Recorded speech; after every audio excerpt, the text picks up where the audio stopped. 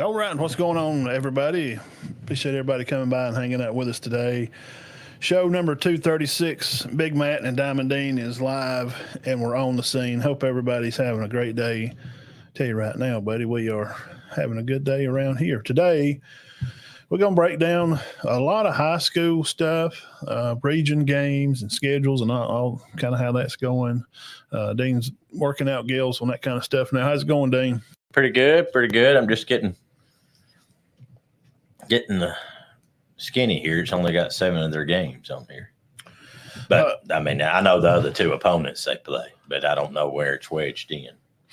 EA Sports is in the game. 2025 college football. Kind of get everybody's take on that. It's coming back. It's been years and years since it's been gone. I'll give you my opinion on it and kind of how the highlights kind of worked out on the EA Sports game. Also, we're probably always going to kick around NBA playoff stuff. It's that time of year. Yeah, we're down. Well, there's one game left, and that'll decide the Final Four. We've already got Boston, and we'll get more into it in a minute. Boston, Indiana, they'll play each other, 7 games. We've got Dallas. Finally got off the snide there, and we'll have the winner of Denver and Minnesota. And also for college stuff, man, we got 2 different teams.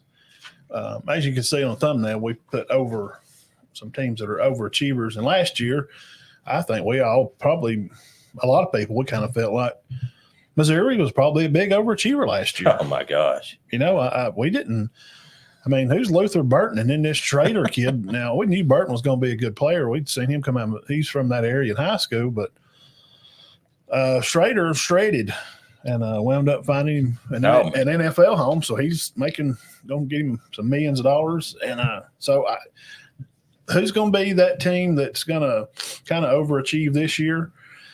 We're going to talk about it. We're glad y'all come by. Make sure you subscribe to the channel. Hit the thumbs up if you're watching over there on the old Facebook. And if you're on Twitter, give us a follow over there. Big Matt here and Diamond Dean. Show 236. We come on every Sunday night at 6 o'clock, and we're going to bring you news from around the area during the season and college news and what's going on and transfer portal stuff. And who knows, man, we got sunny stories or – We got some good ones. I may give you some advice. I usually give a little weather for the week at the end of the show. Is it going to rain? Because it didn't do nothing to what they said. Towards the end of the week, I think we may be spiraled in to get some. I mean, we were supposed to have been bad yesterday, and I'm sure people planned their weekend around it, and it did nothing. Yeah, it rained here. I mean, it ended up at what 4:30. It was supposed to have originally been all day. Yeah. And Friday was supposed to be dangerous. It was more south of here, really. Okay. They kind of got We're in a good spot to get missed. I'm serious. Usually. The tornadoes usually hit the mountain up Fort Payne, and the worst weather is usually south of Birmingham. So. And I know that our county and county next door has had bad weather. I'm not saying that, but we do. Tornadic or we usually get lucky. We do. Thank God. Yeah, first off the bat, before we get into local stuff, I have to say we got to thank our local sponsors. Dean, tell them about Scott Lloyd's Legal Service. We have just one job: to protect our clients. You can find Scott at LloydLegalLLC.com. Also give him a call to make an appointment at 256-266-1416. And also over at Turkey Eye Clinic. Appreciate JR and April McKenzie. Find them at turkeyeyeclinic.net. 927-4030. Appreciate them for always being a sponsor of the show. Go over and get your eye examined and set you up an appointment. Went over there the other day. All your legal needs. Do you need glasses? No, I took Mom over there. Oh, okay. Didn't have to wait too long. No. Nice little place. Nice people. Oh, yeah. It was cold in there. They had it cold in there. I had to turn the heat up a little bit. Well, he's cold, guys. He'll sit in here and he's probably freezing right now. It was 65 in there. But, they're obviously meeting the needs of the people because a lot of people do like it cold. Yeah, most people. I have to have it kind of cool. I'm kind of fat. I'm kind of warm. Yeah, but you 69, 70, 68. Yeah, 70. I can live with 70, 69. I went in a house one time and it was 60. No, I can't do that. And I was like, what are you doing? Then you got him some new glasses. He got Yeah. some arms on them now. Finally. Visit your local Dollar General or Dollar Tree. They have good reading glasses. EA Sports finally negotiated with the players to pay them some royalties. Yeah, that's that was always the biggest problem was how are they going to get paid? Since that's all they kind of worry about anymore is how much money you're going to make, and not about how well you're going to play or what kind of teammates you're going to be, or not about nothing else. no, it's about the money. Let's just worry about how much we're going to get paid. Get a bag, man. That's what they're trying to do now. We're just worried about getting a bag. I guess first. What kind of money can they get now? 50,000. Okay, but I mean 10,000 or something like that. I think some of the players, Travis Hunter, I think he was quoted on saying, it's really not for the bag for me. It's just a game, man. I mean, it's just what I grew up playing. His age group. Now, I played it a lot too. Be an honor. But he said, I'm just glad to be on the game. Yeah. It's pretty cool, man. It is really cool. And I got to see some behind the scenes. And if you hadn't seen the highlights or the replays of they released a new intro and had a lot of teams on it. And some teams felt a little slighted. And there's some people out here on Twitter that put out questions just to kind of have fun, to kind of just create conversation. Like, what team did you not see in there maybe that you thought you should have seen? I said Nebraska. We're talking about one of the most, I know, relevancy, and I know I'm old, but Nebraska is one of the top winningest teams of all time, and we just didn't they weren't really represented well in the game. They don't show them. Well, for 25 years, Osborne never won less than 9 and won, 3 championships? They've won 5 in the history of the school. I don't – and I know they've had a few bad years. Why Wyoming? They show Wyoming. They show, Syracuse running plays. It's got to be because of Josh Allen, but I don't know what Syracuse would be. I mean, no, when we were growing up, Syracuse was not bad. Had McNabb. Well, yeah, man. 1957, they had Jim Brown. Jim Brown played there. Jesus Christ. Now, man. I've not known for Syracuse to be very good for a while. Maybe they're just giving a little love to some of the last stand teams, because everybody knows, Georgia's won it, those back-to-back years 2 years ago. And you didn't see a lot of Georgia. The clip from Georgia was them playing Alabama and them tackling Milroe, and the pass, Milroe makes the 4th down pass. It looked like the Iron Bowl pass. But Travis Hunter catches it in the end zone. It goes to a different clip. It's like it looked like Milroe's throwing it, and then it clips over to Travis Hunter catching touchdown. It's pretty cool how they laid it out. And I'm not being a homer, and it's just sad that people can't look at sports and they have to attach that other team in the state of Alabama. So if you have a comment about something, I'm automatically hooked by Auburn fans say, well, what's it got to do with Auburn? Right? You told me Bammers. I can't have an intellectual conversation with another fan base because I'm accused of – I'm just stating facts. And every time you lay out a case for Auburn, I don't hook Bama to it. I'm just talking about Auburn. And there's just a lot of unrealistic fans. And you can't help it that, yes, probably the better teams in college football history is in the same state, and Auburn has to share it with them. And guess what? They're usually in the top 3 or 4 every year, and Auburn has to play them every year. Yeah, play them well. So I'm trying to make a comment here, and I'm just trying to set that up to say, just as a fan of the game, during the time period when the game was not out, when we stopped the game because of money, because the kids wanting a bag, there was a particular team and a particular coach that turned out to be the greatest ever that was not represented during that time of pause for the EA Sports game. And I'm not saying the intro should be all Alabama or I don't know. You'd like to see a little bit of something added to there. Like, we kind of screwed y'all over, the fans, us, players, the people that enjoyed playing the game. And the team that dominated college football during the period that they didn't have a game is not really representing this game very much. Oregon on there a lot.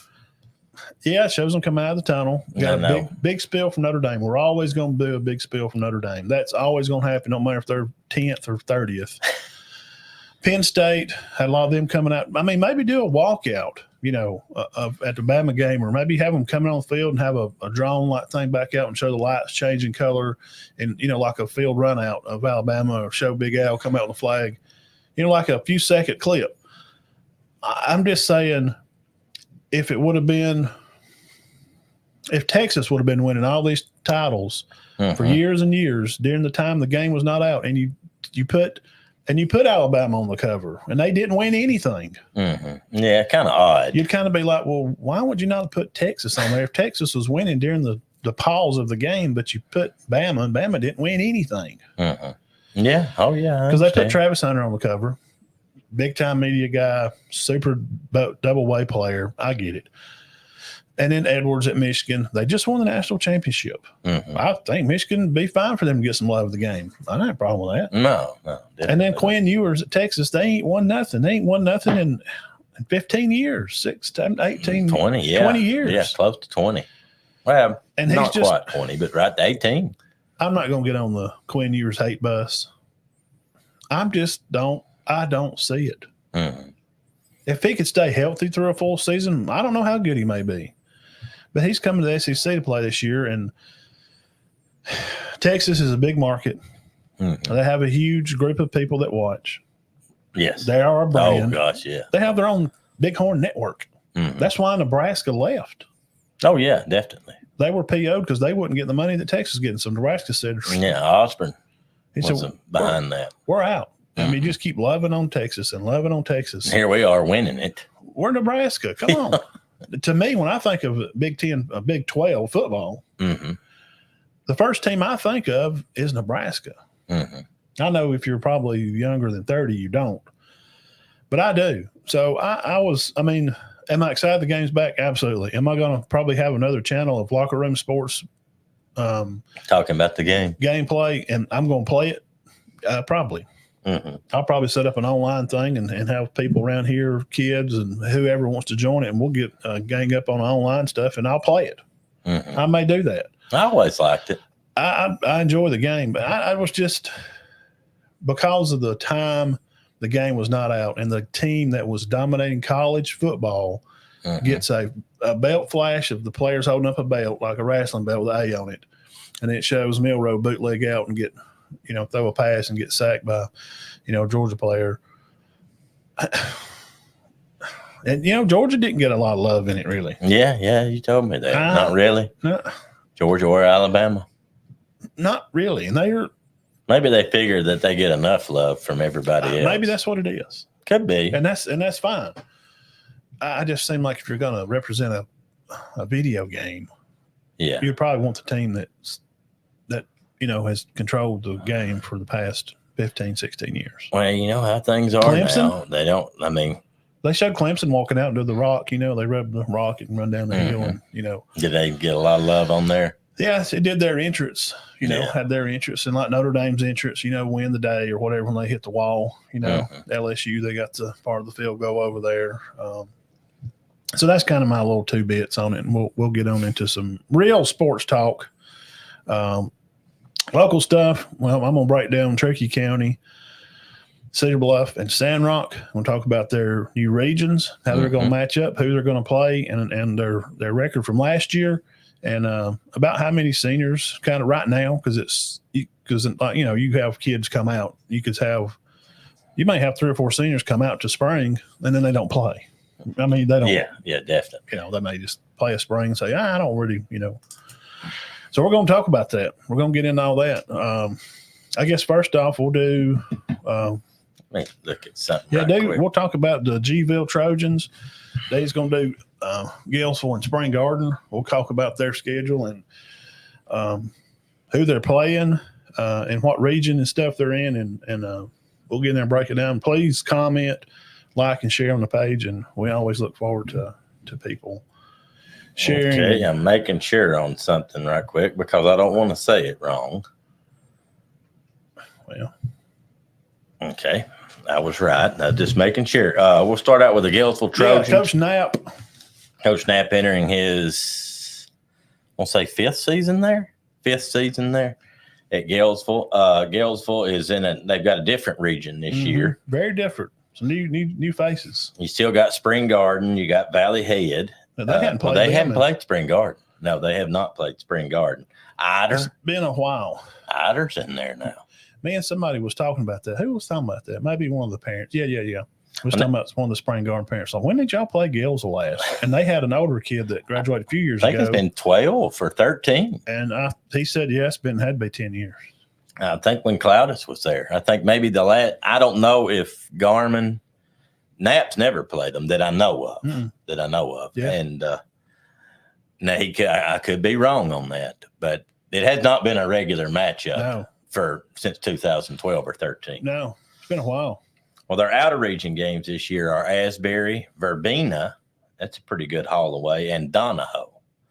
Donahoe's supposed to be an improved team this year. I don't know anything about Verbena. I don't either. I know Donahoe was going through their stuff. They won 2 or 3 games last year. They had a very young team last year. They're usually good now. Yeah, Donahoe. I mean, that's who Bluff played the year that first year go to state.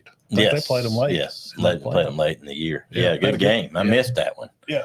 All right, so Galesville's going to open up with Donahoe. That's on August the 23rd at home. At Galesville. I'm sure we might be there. We don't know what the cards hold on that. I don't know if I'll be at Cedar Bluff. I guess I'll find out here in a minute. Yeah.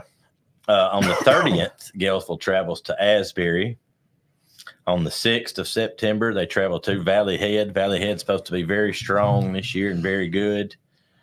Now, we got a little gap in here, but on the next preps, it didn't have it, but I filled it in. On the 13th, they will play at home again against Appalachian. Mm-hmm. Appalachian had a pretty good team last year. Yeah, they're always pretty good. Baseball, too, they had a good season. Oh, yeah, very good. They've won a state championship lately. And the 20th of September, Galesville plays away. Woodville, they play Woodville. Woodville had a very good team last year. Got a new coach, got a new tailback from up somewhere, Boaz or Atwell, somewhere come down. Yeah. Join the school. I think they did lose some players, though. 27th, they go to Verbena. The 4th, they go to Ider. Then they have Spring Garden at home. And then they'll have, on the 18th, they'll play Raglan away. Raglan's supposed to have a very good team this time. Now, I remember. Raglan was young. And you do too. Mm-hmm. I remember Cedar Bluff, Raglan, Galesville. Yeah, I remember those. That seemed like we all played in the same area back in the day. So I don't know about these other teams, but they do. It don't seem to be as tough. You remember last year their schedule was. I mean, they had Collinsville, West End. Yeah, tough. But you've got Valley Head, who will be a tough game. I'm not going to predict. Yeah, who's going to win and all that? We don't never pick high school games. Spring Garden, and I'd say Raglan will be very good. So that's 3 tough ones. We assume who will be good. We try to see like maybe how many guys they got coming back or how they've matched up before. But like Galesville Spring Garden game. Mm-hmm. Now last year, I was over there. They had a summer like workout. Mm-hmm. Like just kind of run against each other, shorts and helmet. Right. Gosh, man, They ain't played. I don't know. I mean, right. I don't know. You never know. I don't know. They have 6 seniors, and those 6 seniors are Hunter Allman, Carson Ray. He's back from injury. Caden Angle, that's Kevin's boy. Cole Hendon, which is Kurt's son. Alex Beatty, who was a good addition to the Galesville, team. What am I trying to say here? And Eli Hughes. And also another starter returning that helped a lot last year would be Jack Centel. Yes. Now, Coach Knapp did tell me they will be starting 6 sophomores again, and those guys will get a lot of time, and 1 freshman. So 7 sophomores and freshmen starting for the Trojans, along with these 6 seniors. Not a lot of starters return. They lost 7 or 8 seniors, maybe. 6. 6, yeah, 6 seniors. Yeah, and 7 underclassmen. So that'll be pretty much your starters. I would think. Congrats, Kyler, for signing to play baseball. Yeah, he did sign to play baseball, Kyler Bradley, and I think he won the award up there the other night for most valuable football player. Yeah, but they're optimistic. I mean, last year's schedule was brutal. Very tough. I asked him if, like, Alabama, did they not have an open day for it? That was tough. I go in there in the summer and visit with the guys, and Knapp usually writes his schedule on the board, when they're talking about it, or maybe he's right before they finish final the schedule, he may be filling in, or, he's kind of he can look right on the board. I just sat there and looked at it for like 20 minutes. I was like, oh, God. Oh, yeah. It was rough. I mean, the first 2 weeks was Collinsville and West End. And West End finished over 500, I think, but had some players hurt. And Collinsville's good. Ernie's, yeah. But it's not as brutal of a schedule, but still, I mean, you got to play. You got to go to Valley Head. You do get Spring Garden. You got to play Spring Garden. You do got them at home. You got to go to Raglan. That's a drive now. It's a pretty good little drive. Yeah, it is. But, he's got a few seniors. He's got more than he had last year. Yeah. And he does have Allman has played a lot. Hunter's played a lot. Carson Ray's played a lot. Cole and Caden Angle. And Alex has played a lot. Yeah, love all them boys. So you got a lot of experience. Cooper.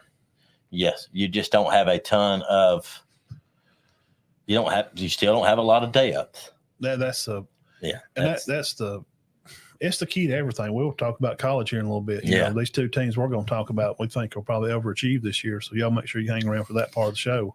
And you don't have a high number of people with experience, but and Centel's going to be a good ball player. Yeah. And they're optimistic, and I think they can get some.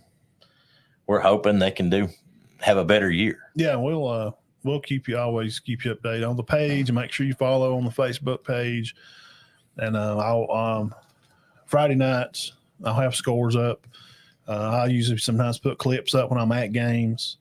We'll have some help maybe this year too. Another guy wants to pitch in and help some, Cody Amos. If he's at a game, we may be able to catch him if you're at Cedar Bluff and I go to Center game. Think he's got some kinfolks at Spring Garden. He may be over there. You know what I'm saying? Cody's always at a game. Yeah, so he'll keep us up on the scores, and we'll try to keep all that stuff rolling for you guys. We're getting close to 4,000. I mean, we're right there already. Just on Facebook. So y'all hang on through the summer. We're gonna have fun, and we always come on. And we got something to talk about every week. So now the next part here, I'm gonna talk about the old rock. Now, I did stumble up there on the mountain on a misty, weird, rainy day Friday. Went up there to see Coach Heath, Coach Trapp, and Bunch, and they're working out and doing their study stuff, before workouts. And they're grabbing weights and they're snatching and grabbing. Them up. Yeah. He's got a large group this year. Got a lot of players. And remember now, he brings everybody back. Yes. He lost one player, right? Yeah, and one starter, and probably 4 or 5 of their games last year was a play away. Yes. So their schedule, they could have won 7 or 8 games or so, and instead of being 2-8, they could have been 6-4. Yeah, they did have some close games. Yeah, last year, now they're Region 7 2A again this year. Now they have 8 seniors. What we got locked up here, they're going to play White Plains August the 16th. Kind of like a jamboree style kind of game. The 16th. Yes. Now they beat Section and Otter last year. Now for this season, they'll kick off like most. It'll be August the 23rd. They're going to go to Spring Garden. They've been swapping that series back and forth for a little while. They'll be at Spring Garden. And then the 30th, they'll be home for West End. Sand Rock will be September the 6th at North Sand Mountain. That is region game. First region game. And the 13th, they'll be at Section, region game. The 20th, they'll be Pleasant Valley at home, region game. And then they always play Collinsville. Which they're 3A now. Right. So they're going to go up to Collinsville and play coach the Fighting Hams is whatever you want to call them. The 27th, October the 4th, region game home for Pisgah, which were runner-ups to 5 for that region. Yeah, Pisgah was last year. Quite possibly. Well, they were the top 4 teams in the state were Pisgah, 5, Reeltown, and BB Comer. Yeah, and they scored probably the most points. Yes. We were at the game. I mean, they scored 30 or 40, didn't they, that night? 47 or 48. Because that was a shootout, and the next time it wasn't. It was close, and then after half, like late third quarter, it just busted open. Yeah, Anderson went wild. I mean, He absolutely he'd went score, wild. then they'd score, and he'd score, but Fife just stayed ahead of them. I think he had 364 the night we went. Yes, nearly 400 yards rushing. Yeah. So now getting in the month of October, that'll be the Pisgah game at Sandrock. The 11th, they're Idle. Tough game now, Coach Hayes. Be careful. Idle. Got to be careful. They've never been beat. Open is undefeated, guys. The October the 18th, right here, maybe you start getting some cool weather right here in this part of the month. They'll be at Cedar Bluff, region game again, Dean, finally. Cedar Bluff, first time in, I don't know. First time in region game. Oh, gosh. I wouldn't even dare to think. It's been a little while. Oh, my gosh. It's no telling. Because when Marcus played. 30 years. Wouldn't Cedar Bluff bumped 2A? Were they, they stayed 1. Or was that no? Yeah, they were. Well, they might have been 3A. Were 2A that year? That's a good question. I don't know. I can't remember. I don't know. I know they played some, but the last time they were in the same region. It may have been his junior year. That sophomore. I don't think so. Like 18, 19. I'll have to look. Well, I know Fife and North Sand Mountain, and luckily for Marcus and them, they got to play the best Collinsville. And the best 5 team ever. Best North Sand Mountain team. We got right in the middle of Fife's dynasty. Yeah, right in the middle of Fife's dynasty. They got lucky on that. Ike Rowell, quarterback at Collinsville. Yeah, who's considered top 5 all time over there. And North Sand Mountain's quarterback is considered the best player they've ever had. Sunshine. Yeah, we run him all around the field. You couldn't catch him. I'd be mad if I was a kid at Cedar Bluff. Yeah, those 2 years, Samuel and him, junior, senior, is tough schedule. October, around Halloween, Sandrock, be home for Gaston. And they do have a new coach, and I forgot his name. I don't know I asked somebody, and they didn't know a lot of information. I knew a little background on him. Maybe he was at West End last year. Yeah, I think that's right. But now, as far as that's right. Yeah. History, I don't know. Yeah, he was at West End. West End got a new coach. And then to start the month of November, which is the ending regular season for high school, November 1st, Sandrock will host Whitesburg Christian. So another Ashley is at the helm. This is the spoke to his 5th dad. Straight year for the Ashley. Yeah, I spoke to his dad the other day. You know Aaron real well. Alec is ready. He's ready to play football. Alec is. Yeah, he's just itching, just going there and right room and visiting with them. And some of their guys, doing 40 times and that kind of stuff. They got some pretty large guys that are running under 5-second 40s. Really? Yeah. So bringing everybody back. And then that region there, North Sand Mountain section, Pleasant Valley, Pisgah, Cedar Bluff, Gaston. It's not, the easiest schedule, and Pisgah will definitely be favored because of their. I would think, but I did hear that they lost a lot. They did. But, they don't do like that in high school football when they predict, like college football. But I'm with Matt on that. They've been a prominent team in that region. They're always pretty good. Tooth and nail with 5. They've always played them good games. And North Sand Mountain, man, they got a new coach too. Yeah, North Sand. Yeah, I was surprised that their coach stepped down. So he's done a good job. Yeah, I always thought so. I met him at the jamboree we had down there. Kirby. Tough guy, plays football like he is. Few words. You just come here to chew bubble gum and kick butt. I'm all out of bubble gum. I mean, he just ain't. He's a man of few words. So, that's kind of Sandrock coming in for the year. After last year, I'm going to say they overachieved from last year. I would think so. And, one of the things I heard from talking to Sandrock fans, I went up and covered them a couple of times for the Post last year, and was that they just stayed positive through it all. They had good practices.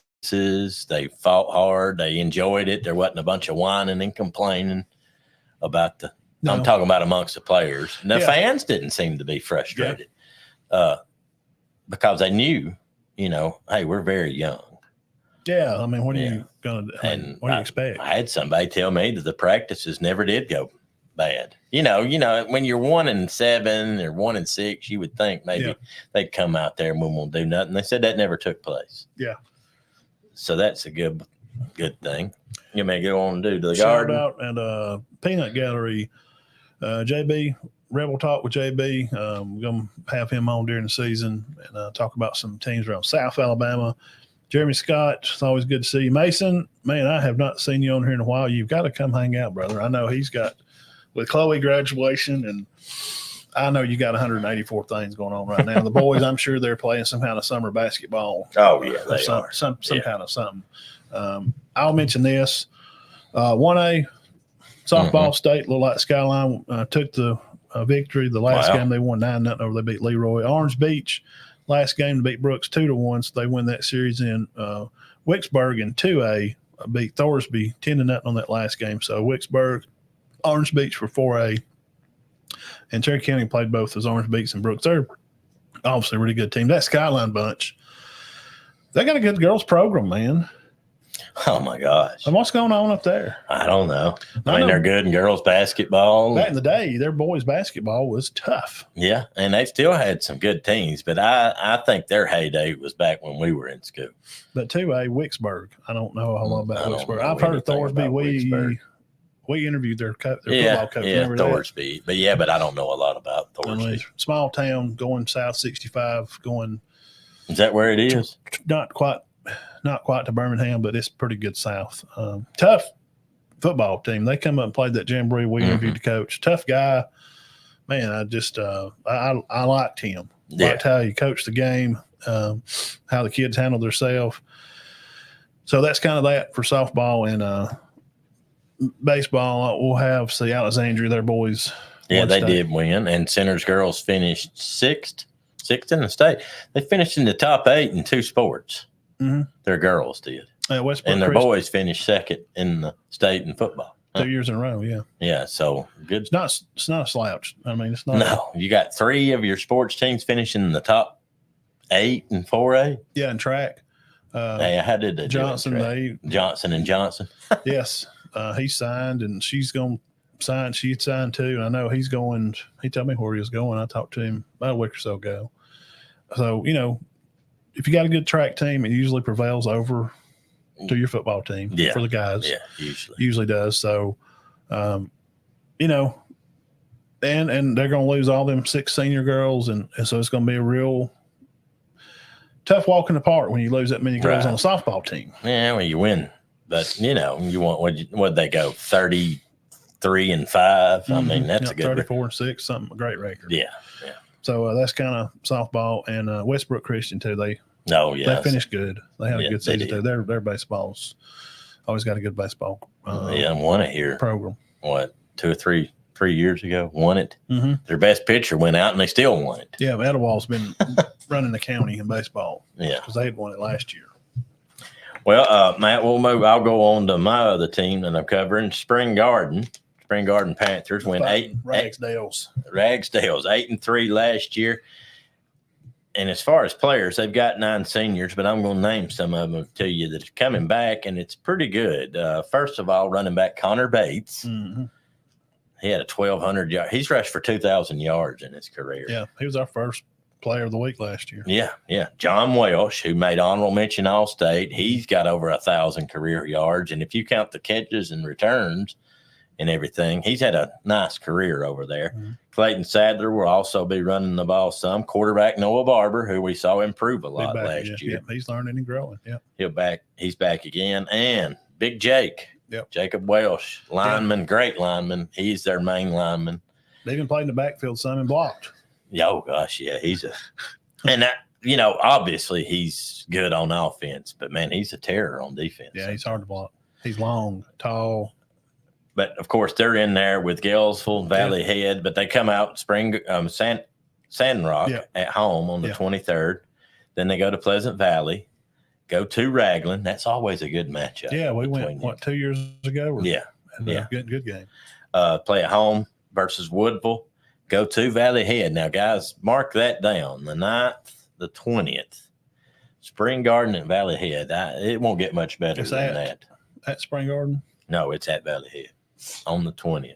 That it don't get much better than that. They ain't. I don't know. They ain't played this again. They ain't played. Well, I don't. That should be a good one. When is they? I don't. Same thing with Gainesville. They ain't played this group in a while. No, because see, Spring Garden, Coach Howard's there a lot. They kept them right off down there in that south. With Talladega County. They can't make no money. I hated it for them, man. I hated it. You can't make gate because they'd show up like 3 fans. Exactly. It was terrible. Yeah, they had a rough time with. I mean, I don't think they like being in terrible. The 27th of September, they go to Cedar Bluff. That's a big game. Last year was they're looking. Oh God, yeah, to get them back because it was an upset last year. Yeah, it was that Cedar Bluff scores like with seconds left and kicks the extra point to win a game. Yes, 7-6. They play at home against Appalachian, and they travel to Gainesville the 11th, and they go to Ider. No, they play at home against Ider, and their last game, which is an out of region, is Ranburne, which Ranburne's usually pretty good. Yeah, but with Spring Gardens, God, they've got a lot of experience, especially at the skills. Yep. You got Welsh, Bates, and Barber back. Yeah. And you lost Pope. Sadler, and you'll have them. You'll have playing. Pope was a very good player. I know one, but they got the rest of them back. A lineman, or two, they're going to lose, senior, but the core part, and like every year they lose that man time. Losing Chapel, bro. Oh yeah, he is just he's a menace. He can do it all. I know, yeah, and he's just you just can't hurt him. He's just I don't know.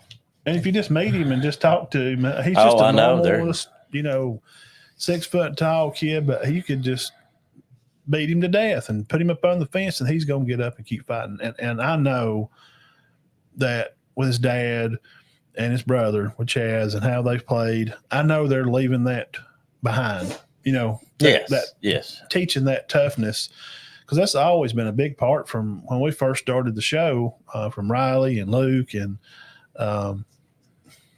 Weston and all that, that group. And Cooper, he was the younger one of that group. Remember, he stayed another year after they left. And I'm curious to see how this it's new. I mean, it's still a football game. You're going to prepare, but we hadn't seen these rivals I know. Since I don't know, man. Some of them been a while. Spring Garden, they play Gainesville and Valley Head again. Like when I was in school, we were all in the same area. Yep.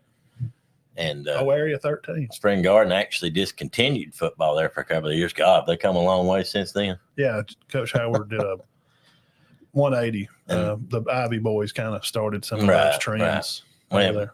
But losing Pope, the Popes are two of the better players that's ever played over there. Cam from last year, which congrats to him, had a good baseball season. Yeah, I saw that. Finishing the season. Good job. But I think Spring Garden can have a very good year, especially with what they're returning. Yeah, with Noah being back again, it's a good recipe. There's no letdown from you see new coaches. We've just mentioned 2 or 3 schools will get new coaches. Spring Garden didn't really get a new coach, guys. No, he was their defensive coordinator for a while. A long before time. That. 2A defensive coach of the year. We propped him up all year long, man. We really wanted to shout his praise and how good Coach Ragsdale's done with that group. And they know what he wants. Oh, yeah. And now you've added Cole over there, fiddling with the quarterback, and we watched Cole play. I guess Cole's a great athlete. Yeah. And you got some experience. You got Dax coming in there and helping, and his experience he's brought from around. He went to school there. So you're getting that Coach McDonald, you're getting a really tenured staff, a couple of young guys. Let's say Bowman was at Hanley. So that's what I'm saying. You learn a lot down there. Yeah, he coached trained, so you're bringing that. They got good staff. We're curious about and they've got good players. I think all these teams. We're curious. I think they're going to be a force to be dealt with this year. Yeah, I think everybody we've talked about is going to be better. Yeah, and I think they're going to be better too. Yeah. I'm curious. So, good luck to the teams we've been talking about here. Next, I'll do the Tigers over at Cedar Bluff, moving back into 2A, Region 7.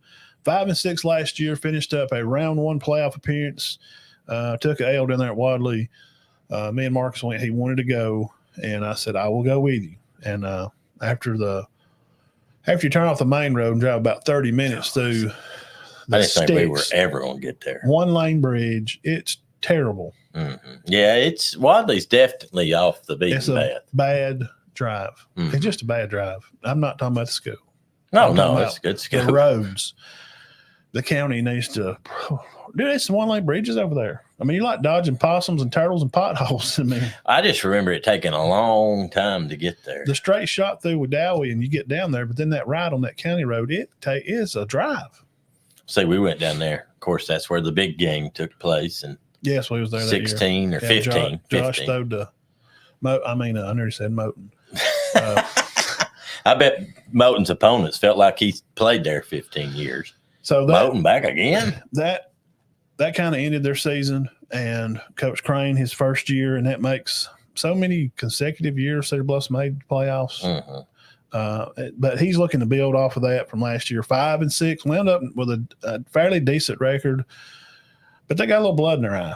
Mm-hmm. They're coming out hungry. They feel probably they need a little revenge factor. You know, your Tigers, and just speaking historically, they've always been controlled that region. They've always won that region for years and years and years. And you know, you kind of got a little smacked around there for a while. Yeah. And some other teams kind of took over that region for a little bit.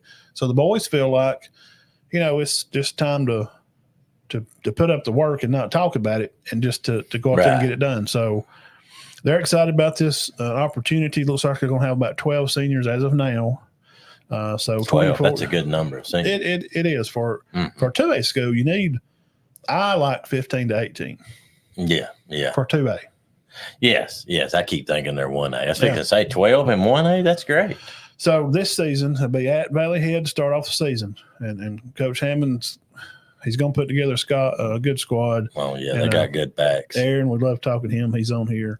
And Jody keeps us updated on stuff and gets us good parking spots when we go over there. Oh, yeah, big time. He's like, right here in the front, guys. We got your spot. So, and then Cedar Bluff will host. Collinsville's going to come to town, and Ernie, they're going to have a good squad this year. They'll be very good. And they'll have Gavin Lang back and the quarterback back. So you'll be at this one. That'll be your first home game will be Collinsville. What's the date? September the 30th. I'm sorry. August 30th. Okay. Then Cedar Bluff will go to Gaston, face their new coach up there September the 6th. Cedar Bluff will be at home with Diamond Dean in tow. Dean will be, for the month of September, he's going to be at Cedar Bluff for North Sand Mountain section and Spring Garden. My gosh, they play every game at home? 3 in a row there. All right. And then October, you'll be free October. The whole month? Yeah. October the 4th, they'll be at Pleasant Valley region game. They'll be at Pisgah October the 11th. Mm-hmm. That's going to be a tough drive. And then they'll host Sandrock the 18th, and I'll start making schedules and stuff and see where I'll be at. As I always try to go to one, and I try to go everybody twice. And sometimes it works out, sometimes it don't. Right. And then they'll finish the season again November the 1st at Donahoe. Okay, tough schedule. Valley Head. At Valley Head, Collinsville, Pisgah. Gaston. I mean, yeah, that's not a North Sound. That's not a Sandrocks who's got everybody back. That's not a section. Spring Garden. Spring Garden right in the middle, which is at home. Uh-huh. That'll be September 27th. You can just circle that game. That they're going to try to knock each other out. That game has become from Coach Howard and Coach McWhorter and winning that region the year there when Luke and them played. Mm-hmm. That's been a good game. That's several times. Yeah. So you can guarantee that. And then at Pleasant Valley, not sure about them. At Pisgah, I promise you, that's going to be a tough. You got to go up there and play in October. It's probably going to be a nice, cool night up at Pisgah. It'll be a good football game to be at. So, you know. The good news for them there is, I think, and I don't know how many. Well, I know for a fact he told me. I heard they lost a lot. But, I mean, we hope so. We're trying to find that's the tough. Yeah, that's tough. They got just a tough looking schedule. at and we don't pick games. Just looking at win losses or by how they've played those teams, Mm-hmm. and by how those teams are and who they're bringing back. And North Sand Mountain, Collinsville, Valley Head, Spring Garden, Pisgah, Sandrock. Good luck. Yeah. To say bluff for that. That's a hard little group there. That's a tough schedule. Yeah. And I want to mention this too. Region 8, which, I don't.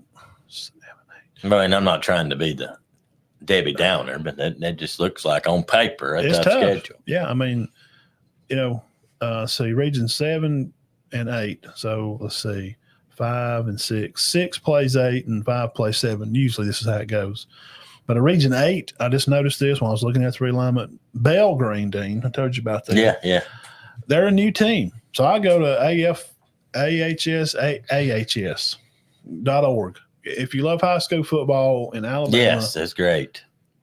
I'll get lost in it for an hour. Oh, yeah, you can stay on there all night. They got the dynasties. They got players, Everything. profiles on certain players. All kind of stuff. So this team, they've just started to field a team. It's in Russellville, Alabama. Coach Jonathan Rapper is going to be the coach. Don't know much about them. So they're going to be in region. This is Region 8, 2A. They're going to be in region with Decatur Heritage, Lexington, Red Bay, Tanner, Tharptown, and Winston County, which is all Mm-hmm. That's a tough. That's pretty nice pretty region. tough. Pretty tough little region there. Pretty nasty there. Cherokee County Warriors back-to-back 4A North champs. Back to back. Not many people can claim that. And, a lot of people think that they have another great shot at being 4A North champs again. Coach Kelly says that's rat poison, and that kind of stuff don't need to be getting shared across the internet. That they lost their tailback, and they lost some linemen, and that they're going to be lucky to win 3 or 4 games. Yeah. Now, but that's Okay. you got to keep the kids humble. And that's a good job. That's what the coaches are supposed to do. And so with the loss last year, only to Fort Payne, which was they're a big 5A school. They had a good quarterback. That boy's good. Yes, he is. Van Diver, Vander Johnson, something. And they played them better than anybody did through the year. Now the boys felt terrible after the game because they Valdivore, that was it. Yes, they didn't feel good about the game because they lost, and you're supposed to feel bad because you didn't win. That's a good feeling to have. I'm okay with you feeling bad because you lost, but I told them, I was like, guys, y'all played them as good as anybody. Oh yeah. This is a big school. They had a good team. Cherokee County is not a big 4A school. Look, go to a pep rally. Be around the school. They're not a big 4A school. No, it's not a huge school. Like Andalusia was that first state game they played. God, what a mighty. Like the shirts, it showed the players. Mm-hmm. Like it's got the shirts. So Cherokee County, player teams. It's like this. Had like, 2 lines. Andalusia team was like 3 lines of players. They were a huge 4A because they've been playing 5A ball. Right. So with all those 2 losses last year, this year, they're going to play in the summer like Sandrock play White Plains. I think they're supposed to go with Sylvania. Mm-hmm. And their new coach. And he said even after Coach Van had left that they're still going to do as they had planned to do. Where did Van go? I don't even know. Look, Van go. Yeah. Dun-dun-dun, psh. Van go. Now the 16th they're going to play North Jackson. And North Jackson is tell me a little bit about them. They got a great history. But now, they won one in 93, had another one won in 02 or 03, but they had a fumble late, and UMS Wright drove down and beat them 7-3. Surely not UMS Wright. UMS Wright. Now, they stopped them the whole game. I talked to the defensive coordinator. He worked at Chattooga, and he's like, we stopped them the whole game, but we gave them good field position there, and he goes, the guy that fumbled the ball, that just ate him alive just let them hang around for years. And but North Jackson has a great football Coach history. Brown will be down here in Cherokee County lining up the Carolina Tar Heels and play. Good luck, Coach Brown.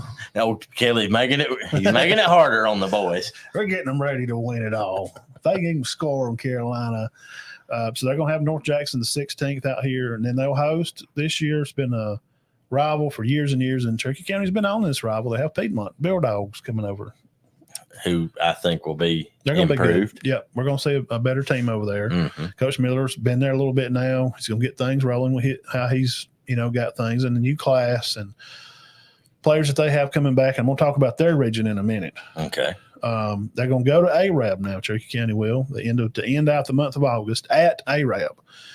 Now Arab is they're a big school. They've gotten a little better. Yeah.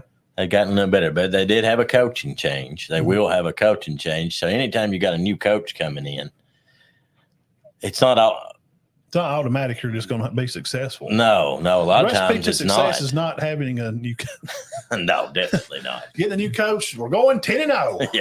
Yeah. Woo. We got nobody's up turning flips going, we got a new coach. I got to get rid of these things. Oh, they bothering you? Man, I get All my right. ears Good. No, you're absolutely right. Arab. That's not a recipe. So Arab still though, they're a big school. Yeah. And it should be good. I Big think they're region up 5A, there. right? Or are they Yeah. 6A? Yeah. They're 5 or 6. I think they were 5. Okay. They may have moved them to 6.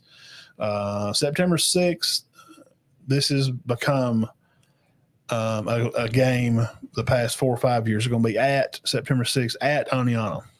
Okay. Now, Fluff he's going to be at South Alabama. He's not going to be at Aniana next year. So, and then the 13th, the Warriors over here will welcome Etowah Blue Devils. Then the 20th, they will be at White Plains. That's the region game for them. Then they will be at Shades Valley, which was 4-5 last year. Dean, Shades Valley's usually pretty competitive. tell us about that area there. I mean, it's What do pretty. you think? That's There's tough athletes. ball. Yeah. I mean, it's down there around Birmingham. They got some. You got Pinson Valley and some of those down there in that Hoovers. area. Hoovers, Spain Park. Vestavia Hills. I mean, yeah, it's a different breed. So that At 4-5 is not indicative of. That doesn't mean they're bad. no. So that it's going to be at Shades Valley. So that'll be good experience for the guys to get on a bus and go to Shades Valley. 27th of September, that is. Now, starting the month of October, this is a game that's always been a good game over the years. And they kind of got away from it for a little while. They're back. Anniston will be over here at Cherokee County October the 4th. That'll be a game you probably want to mark on your calendar. That'll be a good one. Yeah, we tried to go watch Anniston Now, you'll be off that Friday because Cedar Bluff's gone a lot of that October the month. We'll make sure I get over there to that one. We tried to go watch Anniston. Yeah, we will definitely try Friday, but they ended up Geraldine. canceling it with Geraldine. And the 11th of October, another good matchup here that goes way back. Dean, tell us more about this one. Cherokee County will travel Oaks the Bluff. 11th, play Coach Sexton. Yeah. Runs defense down there and teaches little physics, little chemistry with his shorts year round. I think this will be, yes, he does wear shorts here. I think this will be Rob's 29th year. That's a long time, man. 29th. Cherokee And County he was assistant for a long time before that. at Oaks Bluff. When's the last? Oaks Bluff's supposed to be pretty good. Yeah, that's gonna be.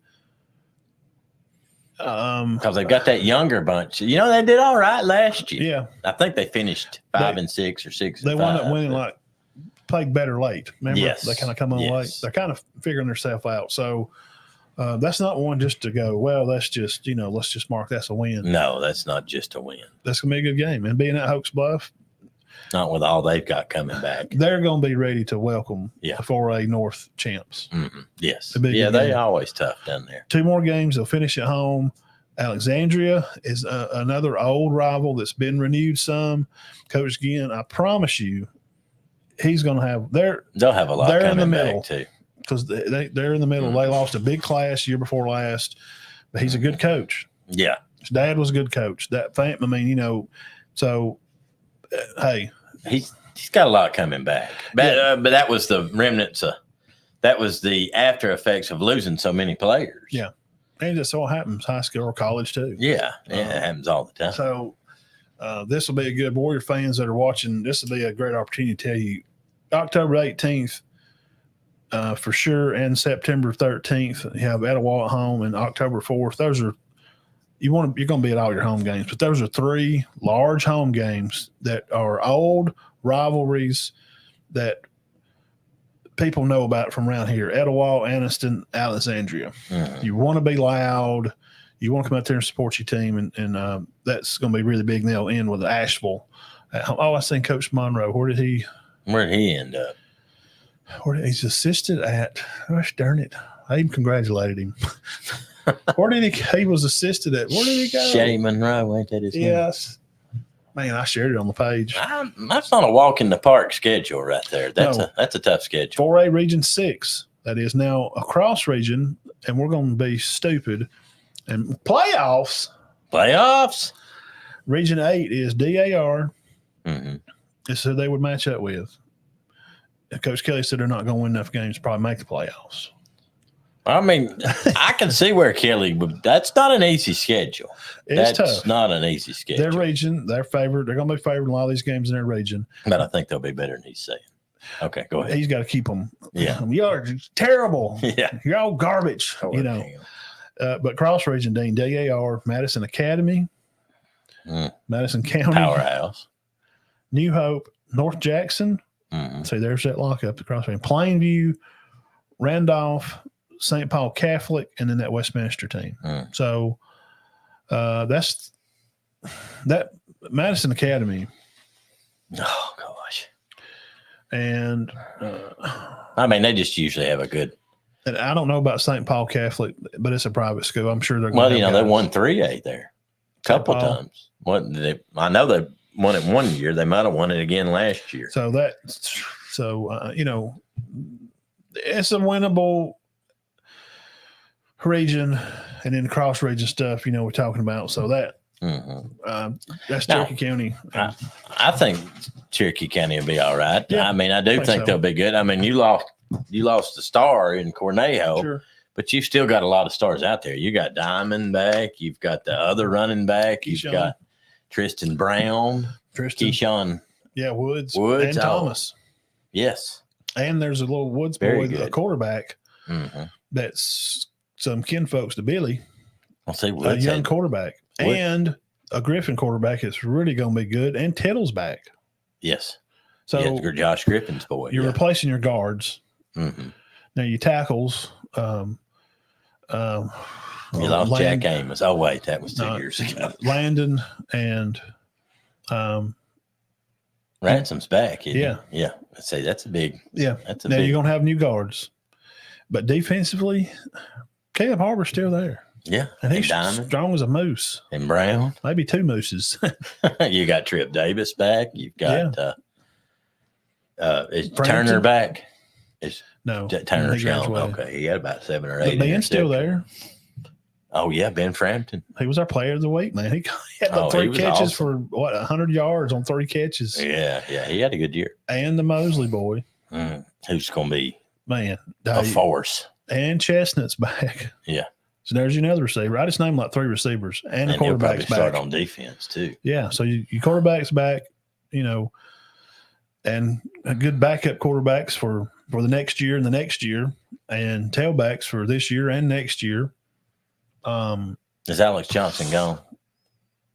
Yeah, I think so. Okay. Yeah, I think he was in that class with all right, with Jacob. But you got, you have a pretty good secondary. I mean, you'll have a good linebacker and good front line. I don't know who's going to be, because they lost Johnson and Turner, but I'm sure they can find somebody.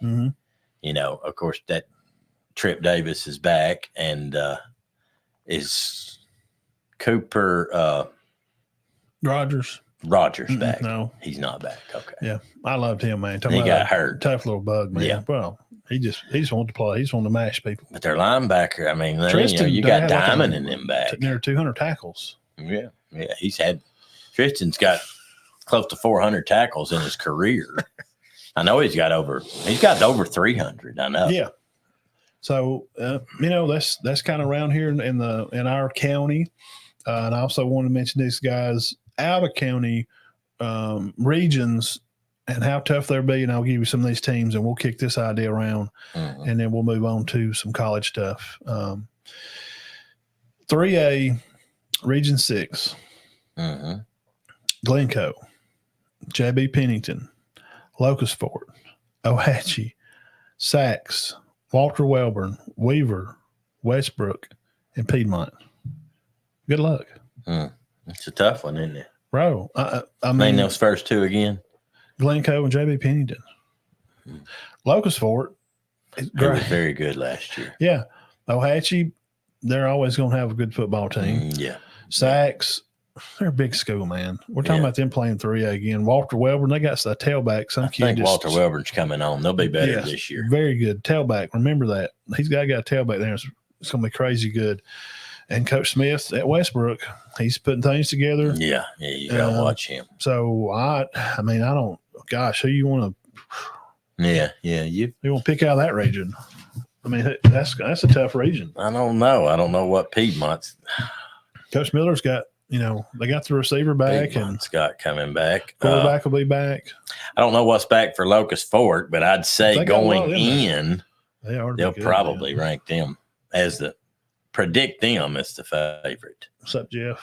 Because they were very good, but they could have lost all their players last year. I just know their quarterback was Scottsboro. Who you talking about, Aaron? Awesome. 3A Dean Region 8, Asbury, Brindley Mountain, Collinsville. Mentioned Coach Ernie up here close by. That's why I mentioned this region up here. 5, Geraldine, Holly Pond, Sylvania, and Whitesburg Christian. 5, Geraldine. Wish Geraldine lost a lot of players. 5, Collinsville, Geraldine, Sylvania. Sylvania lost a lot, but you got Collinsville did not lose a lot. Who's that? That's just going to be 5 didn't lose anybody. Paul and Ernie and Coach Michael. Sylvania. Is the I don't know who took over at Sylvania. No, the Anderson boy, the cousin to Logan, his dad's brother's boy. Somebody just texted me and said, I can't get a hold of you. I said, it wasn't anybody that usually texts me. I said, I'm on live. You still do a show? What are you talking about? Man, Todd Shaw? Who was them guys? Yeah, what are you talk about? Yeah, weed eater, carburetor on weed eaters, carburetor repair on weed eaters. I called him back earlier. I called this guy. It was my uncle earlier, and he may not know I'm on live. Show. So these, all this right here, that's 3A Region 8, Collinsville 5, and Geraldine, Sylvania, quality teams. And 3A Region 6, a lot of people always used to say that's one of the toughest regions around there. And now without Hoax Bluff, because they bumped 4. Right. So now you got Glencoe and JB Pennington in there. But this Walter Welborn team and Westbrook, Steve's going to put something together. Piedmont, JB Pennington, and Locust Fort, look for them to be. I think that quality region. Who wins these? Whoever, and then these regions are going to play. 6 will play 8. So whoever wins this, you might as well just put a crown on them, I guess. I mean, who in the South's going to be able to? I don't know yet. We'll start getting into that more as we get to the year. Yeah, I don't know. But like 3A region 1, 2, 3, and 4, which I did look at it the other day, and it's like. I think Mobile Christian, I think they might bump them to 4, but I think they did move to 4. There's some of these private schools down there on the beach. Orange Beach and it's ridiculous. Gulf Shores. Whoever wins this, you better be playing ball. Once you get the best out of this group and they play the best out of this group, will it be Collinsville versus Piedmont or 5 versus Welborn? Wow. I'll go and tell you now, and I don't care if it makes anybody mad. You want this pen? No. 5's going to be the team to beat. Well, they lost 2 starters, guys. They had 3 seniors, 2 starters. So, and they got the best running back in North Alabama. Back again. He's going to break all the he's records. Got 5,000 yards. He'll end up with 7. Yeah. So that's kind of look around high school stuff. Glad y'all guys came by to hang out with us, and we wanted to break that down because it's graduation week coming up, and a lot of these young men we've covered for years and years and years in their football careers.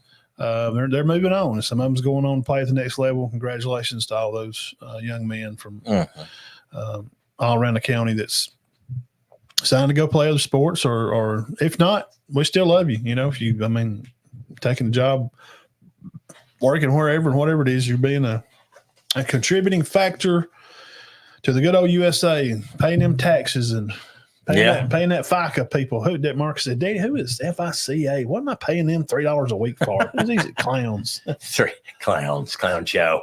You got to pay them though, man. I know.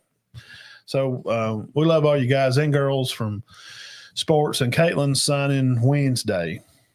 She and her sign over at Sandrock, St. Clair Wednesday. And we'll try to get over there. I think I can go Wednesday. I don't know where gosh, she's had, what sport? We talked to her mom, and it could be one school wanted her for like volleyball and softball or something. I mean, I don't know. That'd be nice. I know. Yeah, she can play any of them. Yeah, I'm going on all 3 to 3 different schools. Be over here at this school during the fall, and I'm going over here during the spring. Hey, you'll be able to do that one day. I really don't doubt it. I mean, it wouldn't shock me. I really don't. Coach Van from Sylvania, they went to Scottsboro. Oh, okay. Okay. Tyler Van. Yes. Yeah. Scottsboro. Yep. They had a good team last year. Oh, yes. That's what I wanted to do.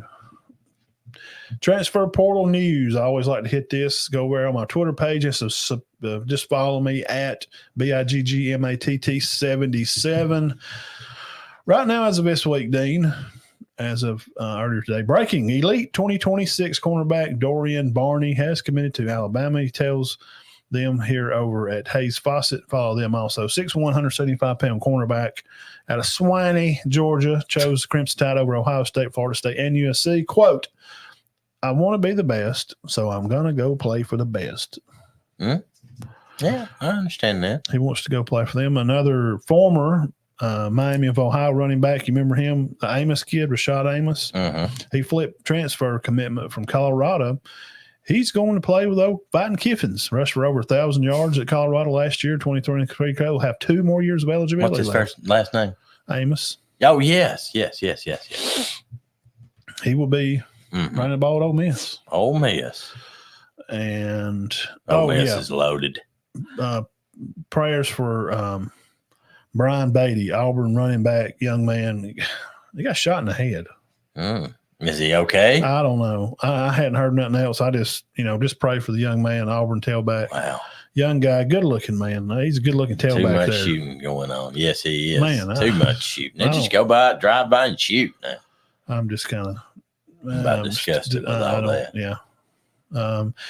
Big one. Jeremiah Juice coming in to commit with being said, I am 100% committed to the University of Alabama, he says at this time, which, 100% commitment, what is that anymore?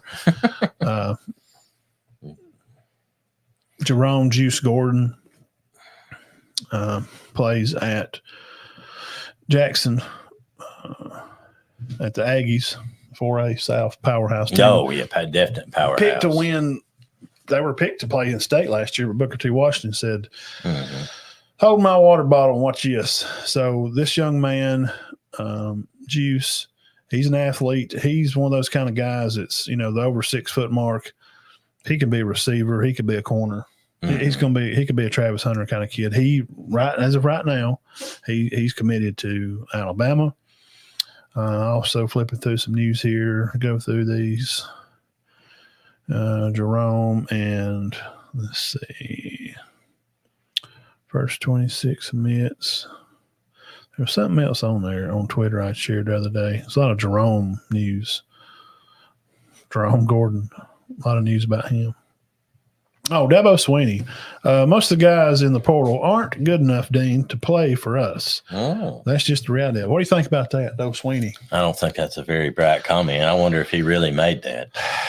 Yeah, that's supposedly from that comes from PFF College Football. Dabo speaks on Clemson's lack of portal stuff. Here's another good one here. Sharon Moore at Michigan had landed 4 transferred defensive backs in 3 days. Michigan State's Jaden Magnaham, Louisville safety Wesley Walker, and Albania cornerback Amari Hall. UNLV cornerback Ricky Johnson. Michigan Wolverines over here. They clocking in. LSU gets a big commitment. The Darkian Moore, he decommitted from LSU and said he's probably going to go up there and play with Ibuka and the Smith, the number 1 5-star plus receiver that's also at Ohio State. Well, we're going to have to. Well, we got to go different, but I don't know if we can. I mean, they're just pretty much crowning them. Just give them the crown now. Give it to them. That's why you play the game. I wish I What ought if Michigan beat them again? I ought to sign in over here. They'll fire a day if Michigan beats them this year. 5-star offensive tackle. Auburn picked up an offensive lineman breaking following his decommitment from LSU. That Duncanville wide receiver, the Moore kid, is down to 3 different schools: Texas, Ohio State, or Oregon. But it looks like he's leaning to Ohio State now.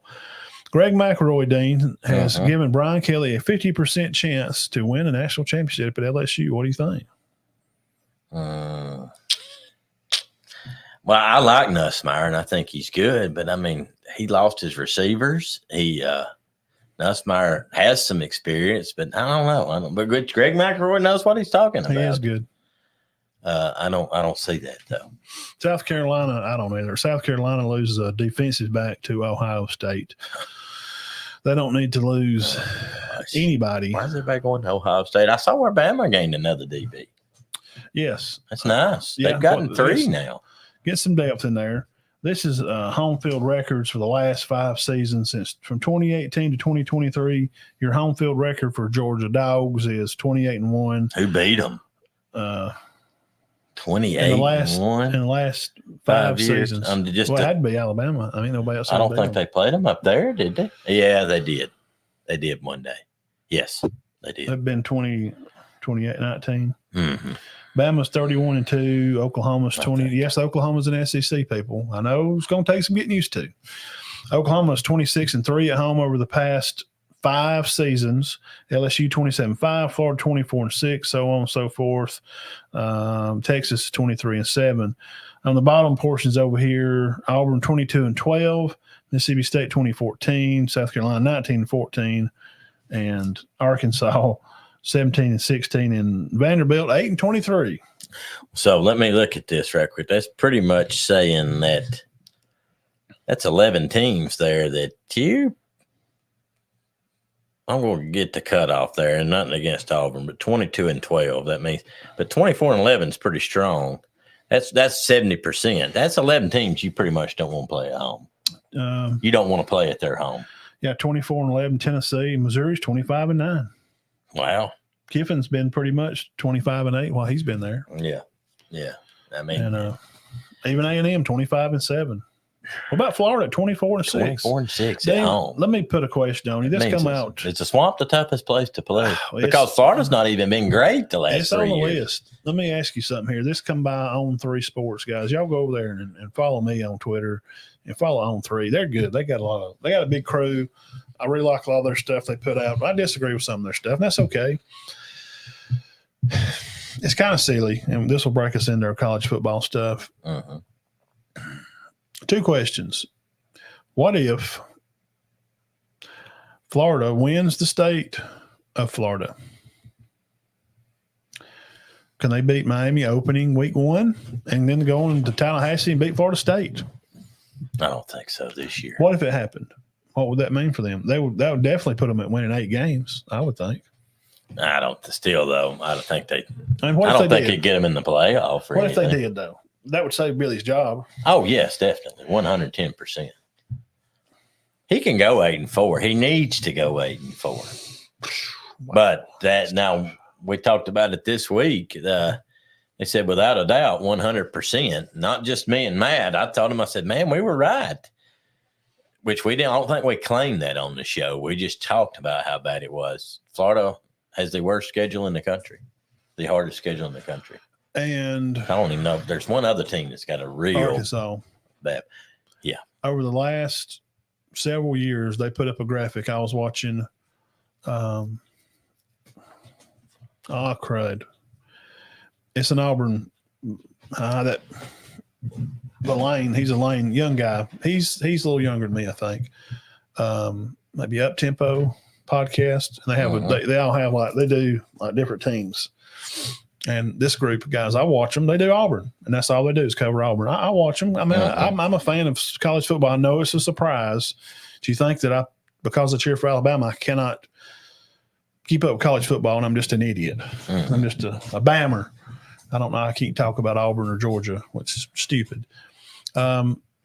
Arkansas and Auburn and Tennessee were all up there with some of the toughest schedules. And let me say, which will bring me to my next question. I've said this for years. The West has been the best for since a long time. Yeah, since the early 2000s, since Tebow left Florida. And it was the East at one time. Right. There's no East and West anymore. Mm-hmm. So Auburn has to play Georgia and Alabama every year. That's tough. Yeah, every year. It's not like it's every other year. See, Bama only plays Georgia like every 4 years. Right. Alabama's toughest opponent has usually been LSU. I'd say on a regular basis. Because yes. they've owned Tennessee for 20 years. Yeah, I mean, they I did. lost to them one time in 20 years. One time since. But Tennessee may beat them this year now. And I'm putting that out right now. It'll be a good game. But yeah, it's going to be a good game. Be a good game. If you don't think Nico Amalava, I said that pretty good.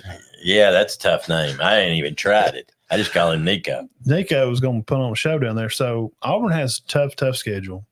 So what if we're playing a what if game? It's just a stupid game people like to play.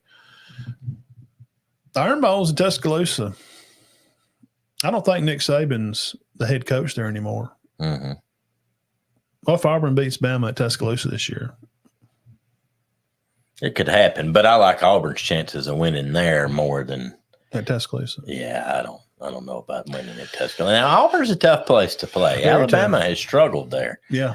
A lot of teams struggle there. Yeah, but no, I don't. But what if they did? We'll just say what if. Well, I guess I'm sure that Freeze would not be on the hot seat for a long time. Would it would hurt DeBoer. Would it hurt him being his first year? Or would people be Yes. like, well, it's his first year. Let's give the old man a break. I mean, I don't know. You know, Bill Curry lost his job at Alabama for losing to Auburn, which now I'm not knocking the Auburn team now. I guess I am a little bit. Auburn was better then. Yeah, well, yeah, you can knock them now. The Auburn fans would agree they were better back then. They were better in the late 80s. They ain't been a ranked team in 2 years. Yeah, they were strong. They were strong, and they fired him anyway.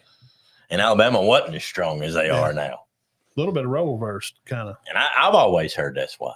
Now, I don't know if it's that's kind of true. opposite back then as it is now. Auburn had a not Auburn not winning titles, but they had a very powerful team, and Bama was in a big mess.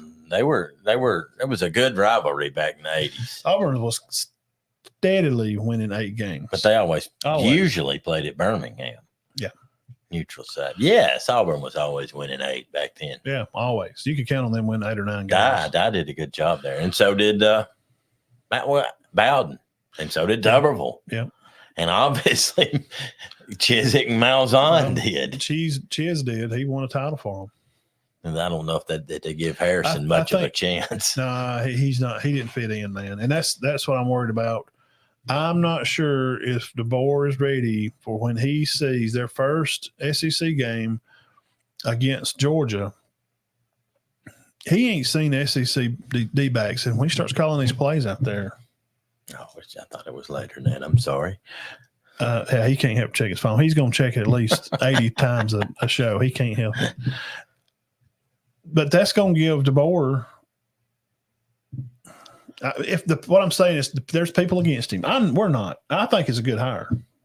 I'm not against him at all. But if he loses that Iron Bowl, old Billy, by God, I told you he should have hired that other fella. I mean, you're going to get that. That's just going to Alabama fans going to be ridiculous. So if Auburn wins the Iron Bowl, it could set up Freeze for. But what it does, what it does, it helps win in-state recruiting. Well, let me ask you a question. Did they do DeBoer? Who's been more successful than Harrison? They should have got Kiffin. Harsin. I say Harrison. A lot of people say Harsin. I think. DeBoer, who's that guy? He should have got Kiffin. Will they get rid of him? If he goes 8-4, 7-5, will they? Who, DeBoer? Yeah. I mean, they don't have an easy schedule. No. Georgia don't either. We're going to get into them too. And he's not Nick Saban. I mean, which that's, I don't think that's offensive.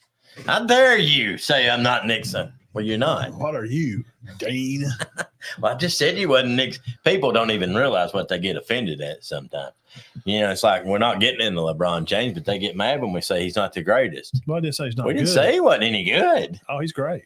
Okay, so DeBoer's not Nick Saban, and he's got a very tough schedule at a very tough place to go. LeBron's just not a champion. Yeah. Not like he won Jordan. 4. Jordan's the best player Bill ever. Russell won 11. Mm-hmm. I wouldn't think he'd run him off. I wouldn't think 8 and so. 4. If they beat Georgia, Tennessee, and Auburn, you can just go ahead and say I don't think he'd go nowhere. If he beats 2 of the 3, I think he'll be all right. Yeah, but you can't lose all 3 of them. You don't need if to. he loses to Georgia, Tennessee, and Auburn, boy, old Tuscaloosa be hot. We got the wrong guy. Should have hired Kiffin. I told you, boys. They didn't. I don't think he wanted it, did he? I don't know. There's a lot of behind the scenes stuff we don't know. I heard DeBoer's, really working hard. Oh, absolutely. You can tell, man. Look at the recruits. He kept Hollywood a 5-star. These guys are going to jump ship. They're A right now in the portal. Alabama is. They brought in a ton of talent, and they recruited number 2 recruiting class. They kept a lot of those guys. Keenan Mack. Yeah, and we talked about like Amos gone, and Caleb Downs left, and Jam left, and I mentioned the guys that played Bond, and the Black. There's about 6 guys that left that played. They played a lot. That would have started this year. Why they left, I don't know. I don't either, because why would you want to leave a new coach to go play for a new coach? You talk about really having a good team. No, I kind of get it. They had Bond and the Black back. Yeah, with Penance and them catching the ball too, and Williams. But you gotta be realistic and know that, like, you got to know that Coleman at Auburn and Williams at Bama, 2 5-star guys, they're not going. I don't think they can single-handedly win you some games. No, I wouldn't think so. Not as freshmen. No, I don't know Herschel Walker. Julio. I mean, how good was he his freshman year?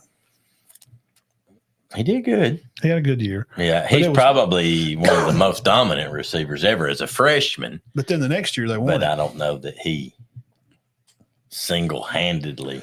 Yeah, they had number 1 defense in the country. Yeah. That's why they won games. So, they won it the next year, and he caught 43 passes.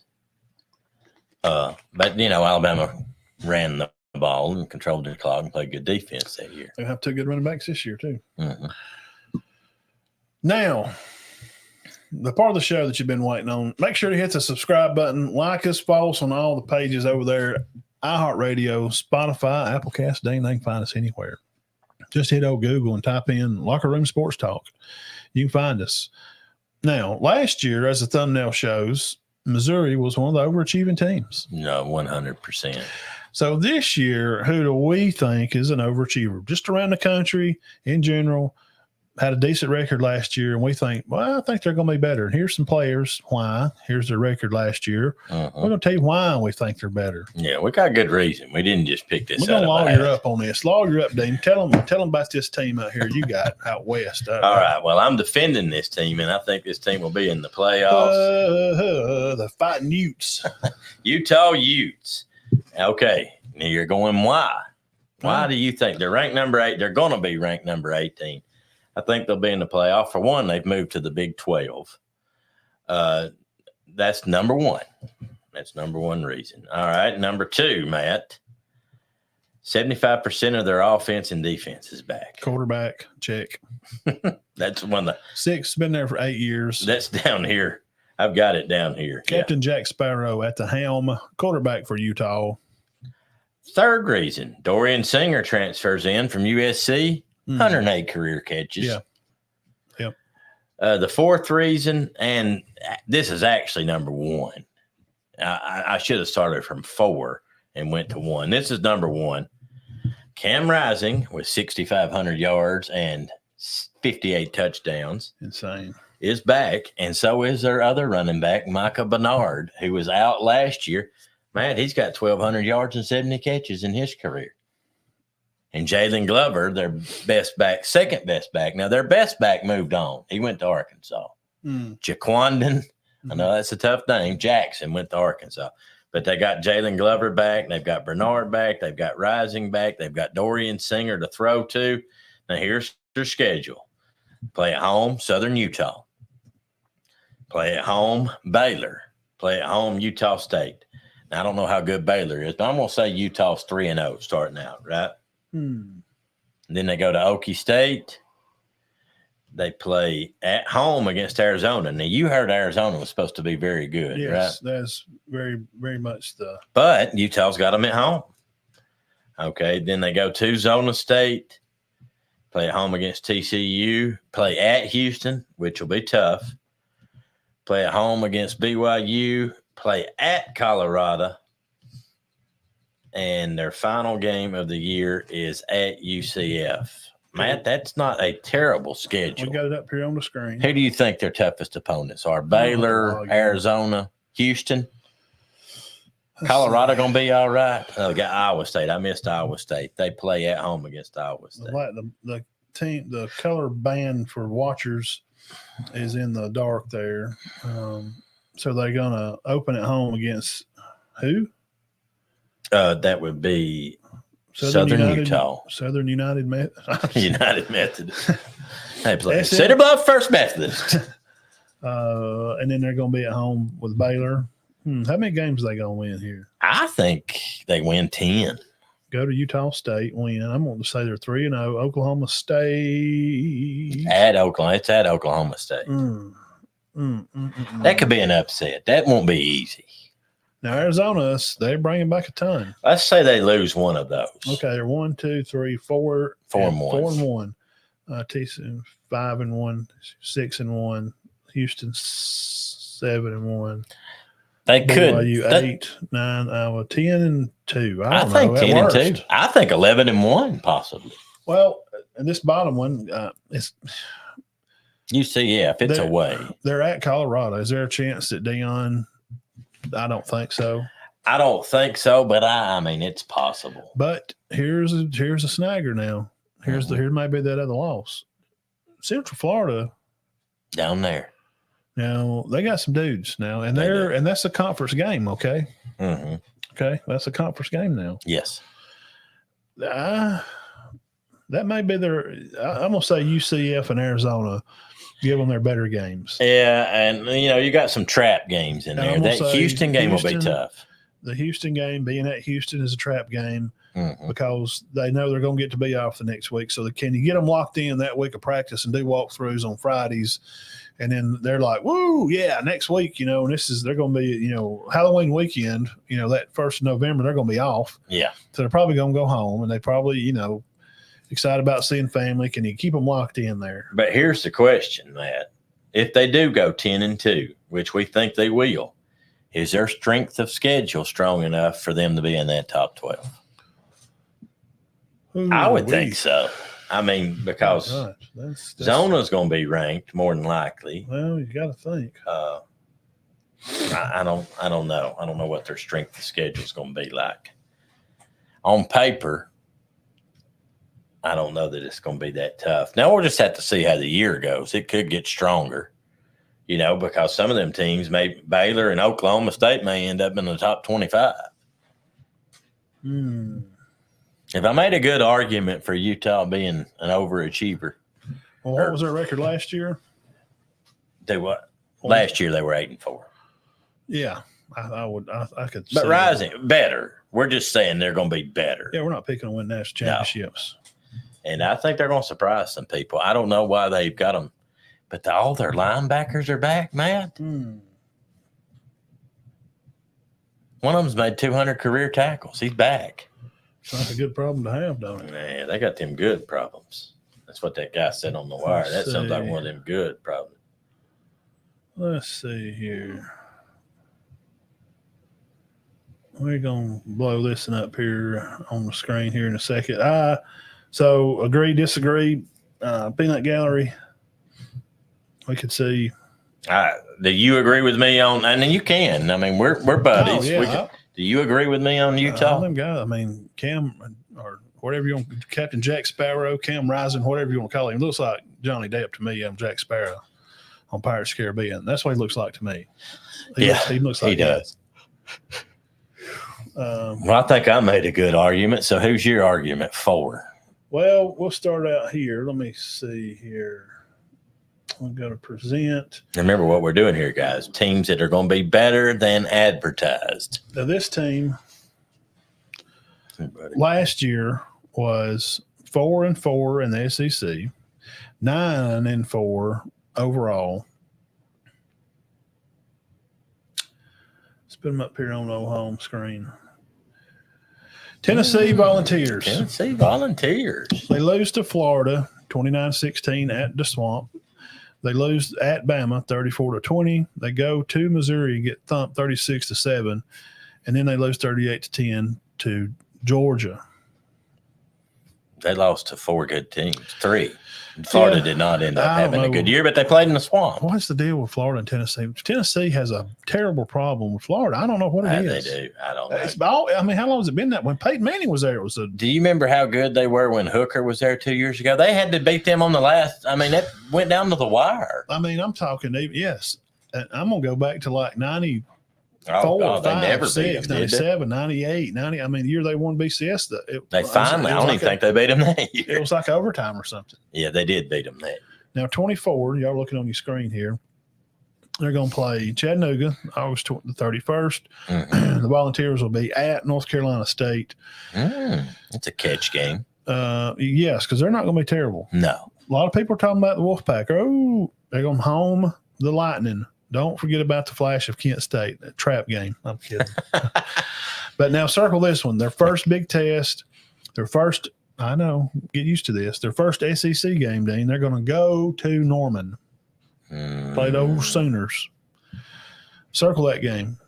They've got to win that North Carolina State game. You cannot lose that. Because if you lose that, you probably lose Oklahoma. 2-1 going to Oklahoma, first SEC game. You got to be 3-0. But then they're off. The 28th, go catch your idol monster. Be careful. October the 5th, they'll be at Arkansas. The 12th, they'll be hosting the Gators, the Fighting Billy Napiers. That's better that they're hosting them. Then the next week, if it don't get any better, they're going to host the Fighting DeBoers. And Coach Womack and bunch is going to ride up to they're going to be at home in T-Town to play. I'm going to get it right in a minute. DeBoer and them is going to travel to Tennessee. And the last time Bama went up there, Nick Saban got put on the field goal post and they drowned him in the river, and they had to resuscitate him. I'm kidding. They got wild up there, didn't they? Well, they ain't beat him. I mean, it's big. Yeah, it is. Even when that's why they're like, why are these teams storming the field? And what's big to beat them? Well, it's okay. Let me get my Alabama glasses on since I'm just a Bammer. I don't know nothing. It's kind of a big deal to beat a team that's dominated college football for 15 years. Yeah. I mean, guys, I don't have a problem with storming the field. I think it's violent and somebody could get hurt. But the fact that they actually did it. You beat Alabama. It's a sign of respect. Yes, that's the way I see it. I mean, that's what you're supposed to do. Now, when Bama beats Tennessee, they don't storm the field. And Bama's just got class. Well, okay, you can say that, but that's not. It's because they usually win. They're better. And you let Alabama have 3 bad years and then go upset number 1 Penn State, come to Tuscaloosa, be number 1 in the country, and Alabama beats them 31-16. They're going to storm the field. Yeah, if Bama has for 10 years' time their best season, they win 8 games at their best, and they're usually winning 7. Mm-hmm. Or maybe 8, and he throw a 9-win season in there for 10 years. Yes. And then Tennessee shows up and you beat them. You ain't beat them in years. Yeah, you're going to storm the field. Bama's going to storm the field. Nobody's seen Bama storm the field because they're usually the ones winning. Well, they don't have. I mean, that's just the way it goes. Yes, and it's the same story as well. Georgia's not storming the field either. The 96 Bulls team, they ain't nothing to who. I mean, who did they play? I mean, did they beat the best team? They were the best team in the NBA. Well, they couldn't beat the best. Yeah. Well, they couldn't. Yeah, they could. The Supersonics were supposed to be. They swept them. You got two Hall of Famers on that team. They didn't play a game 7. No. Okay. Never. So that's the thing. So we're okay with it. If Tennessee people, if you beat Alabama this year, these media people here, old Matt and Dean here, Matt and Todd, we're okay with you storming the field and tearing down the goalpost. Not a big deal. No, absolutely not. I think it's huge. You're beating a prominent football program. I don't know if it'll be as big this year it wouldn't as be. it was 2 years It wouldn't be, but they're still going to tear them down. They owe them 20 butt kickings. Yeah. 20. Yeah. Okay. And then if they do it the next year, then or 2 years from now, then it won't now, get if they go to down Alabama next year and tear And down then tear Alabama's down. go. You take it too far. Yeah, you don't tear down somebody else. You got to nip that in the bud. So that's October 19th, third Saturday. Mark that one down. October the 12th, the Vols host the Gators. October the 12th and the 19th, back-to-back weekends. And then starting the month of November, they have Kentucky. They're going to be off that week before. Be an easy week. After easy Bama, game. they get off. They're going to have the Wildcats come up, and that's never an easy game. It's a big rival game. We're talking about starting November. The weather's cooling off up there. They're going to have Mississippi State. November the 16th, they will be probably a lot of people predicting Georgia to win the ACC. Tennessee will be at Georgia November 16th. It's going to be a big test. Then they got UTEP and then the slobber knocker at Vandy.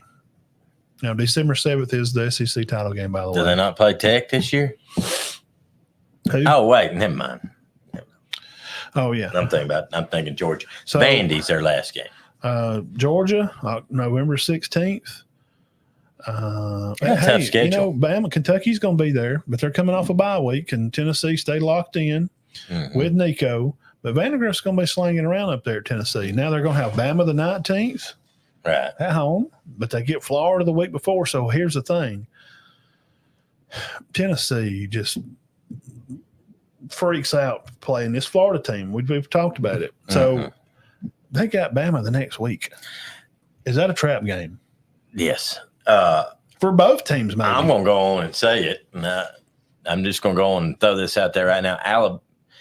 Tennessee has to beat Florida and North Carolina State. They have to win those games. What about Kentucky? Where's that game at? That's at Knoxville. I think they win that. But I do think Kentucky's going to be all right. Now, they're going to be at Georgia. We're going to be between the bushes down there and the biting dogs. No, I don't think they win that. And Alabama will be tough now. They will more. But I could see. I think they're a definite sleeper team. I mean, don't forget now, they got Chattanooga. Now, Chattanooga's got a receiver. I'm just kidding. Terrell Owens. They do have a receiver. They got a great one. Yeah. I think he's leaving this year. Now, Chattanooga, I know a guy whose son plays at Chattanooga. Those teams have no illusions that they're going to win those ball games. But you know what I'm saying? Where's he going? They know they're not going to win that. I think Alabama had offered him. They joke amongst each other. We're going to smoke Bama today. No, they know they're not. All you're going to smoke is yard clippings and get a headache. Those are good. Oh, gosh. He's trying to quit. He's been off of them for a few years. Nobody will join me. Will you join me? But remember now, they're at Oklahoma. Yeah, see, that's tough. In September. Okay? They can't win. Okay, here's what I'm going to say about Tennessee. They can only lose the obvious. They cannot have they can't lose. They can't get upset. 9-4. That's where they were last year. Can they win 10 games next year? I think so. I think they can, yes. I think they can. I think they definitely can. And it's good that they got Alabama at home. And helping the Volunteers in the portal, some help. Dante Thornton, guy from Oregon, 6'4", 15 pounds, 4-star receiver. That's he was huge. number 56 Rivals. Come from Mount St. Joseph in Baltimore, All-American Bowl in 2021, 2,000-yard receiving in high school. They were state champions. He's a track kid. Fast. The Brazil kid, Brazzell, he's from Tulane, 6'5", 195, a body out there. Please, Dean, tell him about a guy that had 110 yards against Alabama last year, Squirrel White. Squirrel White from Clay Chalkville. Very good player. Very good He player. had most of that in the first half. Ridiculous. Yeah, he's good, but he's not the best one, is he? Well, Brady McCoy, kid that come last man. year from USC, 6'3", 220, played at Mater D, 5-star. But last year, if you remember the South Carolina game, he's the one that catches the ball and runs out towards out and then comes back across the field and they tackle him and just his foot sticks around, he turns, it snaps. And he fell down and his foot just fell over. He broke his ankle. See, he was a big part of their team the year before when Hooker was there. He was Player of the Year he was a Maxwell Award-winning Player of the Year in 2018. Wow. High school, huh? Yeah. And he was there and played this. And also, shout out for Jordan Thomas from Catholic Montgomery, plays defensive back up there at Tennessee. Wow. He played on I think he was the senior quarterback right before what's his name took over. Hooker. Yeah, at Catholic. Oh, at Catholic. No, right before. I can't remember his name. The one that was this year. His freshman Tennessee. year. You're talking about that when Fife beat him. Yep, in 3A. Well, the quarterback before that year, which had been, I guess, 17, he was their quarterback down there a lot. Thomas. Okay. So just give him a shout out. Played down here at Catholic. He plays at Tennessee. Great football player. Plays D-back. Oh, and D-back quarterback Tyron Dupree out here had a great visit, by the way. And he's having a good visit with the Jets. Went to Detroit Lions camp last week, and he's supposed to be – I need to find out. I'm going to find out this week. He's supposed to go on the 49ers camp. Wow. And they told him keep his phone lines open that he may get on a squad. Wow, that's fantastic. Played out here at Cherokee County. He was quarterback, and he could Tyron Dupree. So we hope Tyron stuff works out. Cooper May, offensive lineman. Look, guys, Tennessee, they got some guys that said, you know what? We don't like that 9-4. We're going to come back and win them all. See, I think Heupel's a good coach. May, Peel, linebacker. We got some fifth-year guys that are coming back. Mm-hmm. They want to come back and win. Omar Thomas, defensive tackle guy, and the Mincy guy played offensive line, and Bailey, another linebacker kid. 23 seniors as of spring. Ooh, is that a good number? Yeah. So I mean, it's a very good number for a high school team, but that's good for college. I just named off some receivers. I'm just telling you some offensive linemen that are coming back. Well, McCoy and White they're top notch. And I just told you some linebackers that's coming back that are mad. Now, who's their, which we might not look at? We don't know yet. Who's going to be their running backs? Which we'll just have to see on that. Won't we? I hadn't dug into. I looked at some When's of the last names. time you known Tennessee not to have a good running back? Well, because I looked at their whole lineup, their whole roster. Yeah. Seemed like there was a senior, one senior running back, but now they got that Sampson back, that Dylan Sampson. Yes. And yes, he's very good. But when I got over on the defensive side and looking at seniors, out of these 23, and the D-back safeties and whatever corners, man, I seen a lot of sophomore, freshman, sophomore, junior, freshman, sophomore. They look very young in the D-back field, and that's not a place you want to be. Yeah, I'm not saying Tennessee fans. I'm not saying they're going to be bad. This may be a weak point, but I didn't see a lot of experience. I'll put it that way. I didn't see a lot of experience. Well, I agree with you. I think with Nico, a lot of 23 seniors with Nico, Brew McCoy, and Sampson, that running back, and Peel, these linemen, Squirrel Wide. This Bailey kid on offensive linebackers. Well, see, they improved a lot on defense. I think Heupel does a good job. And from what I read, now this is like from the Vol Star paper. I spent an hour or two in here reading about this. That Peel, they're a little irritated. They're going 9-4. Yeah, they didn't think they ended up having a good year. I think it got away from them. Yeah, there's a game or two in there that kind of messed them up. And Joe Milton did do good, but I think that there towards the end of the year there was some. Well, losing McCoy didn't help. Oh man, and things just didn't work out for them like mid-season. I think they played like 4 games. And I think Nico's better than Milton. Yeah, I think so too. Yeah, and I wish the best to Joe Milton. Sure, yeah. He could throw it a mile. Yeah, he's. But I think Nico's going to be more like Hendon Hooker than Milton was. Yeah, tall, stands in the pocket well. And Hooker's good now. Milton's a big, tall kid. Big hands. He holds the football like Andre the Giant. See how big his hands are. You just have to go watch this kid. I remember we did high school Elite 11 stuff, and I do all that, and I remember talking about him then. Mm-hmm. And Yeah. there's another one I'm telling you right now. You used to talk about Nico. Here's another one. And I'm telling you, I'm wrong about a lot of stuff, and then we kid and joke a lot. But on this stuff, I'm usually right. Mm-hmm. That Bryce Underwood kid is going to LSU. Mm-hmm. Now, I may have been I was wrong about one. I don't know if I was, well, I'll say it. I mean, if I was wrong, I was wrong. The Dante Moore kid, he's going to back up Gabriel at Oregon.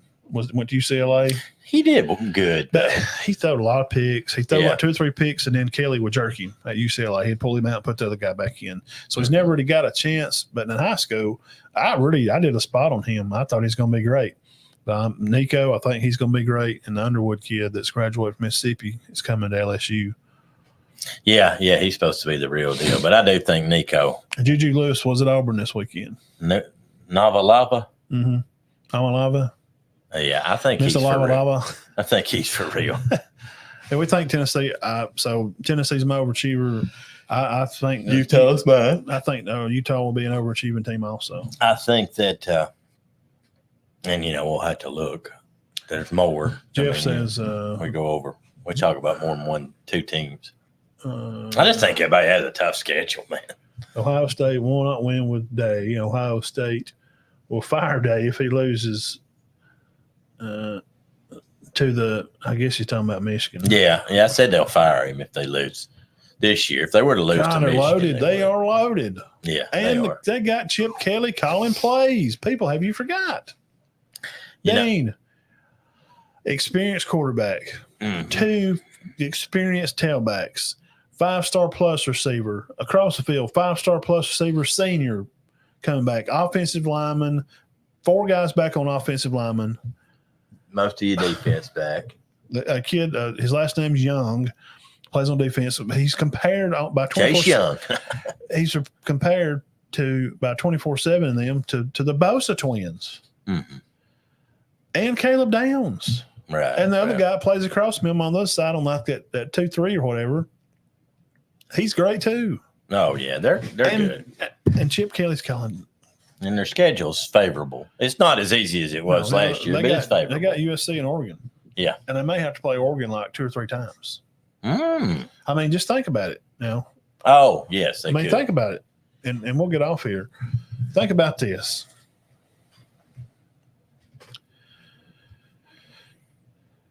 The first round team, this gives him a headache. The first round team gets a bye. Okay. You're a conference winner. So if the only loss for Ohio State is to Oregon during the year, and then they're the best 2 teams at the end of the season, they beat Oregon. So they wind up being, say, number 3. Well, then Oregon is, say they lost only 1 game, so they put them at like 6. Well, their first round, okay, 6, say they're at 6, and they're going to play their first round playoff game. And let's say Bama, I think Bama's going to probably rattle around at number 7, 8, or 9 through the year. I would think. I kind of feel that way. I don't know if Bama's going to break the top. I don't think see they're them number 1.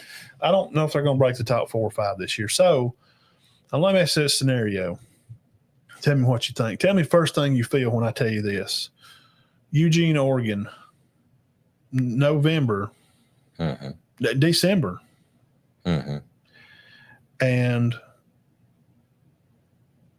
playoff, because those teams that 6 through 11, because the other Power 5 team, the non-Power 5 team, they're going to get a playoff game.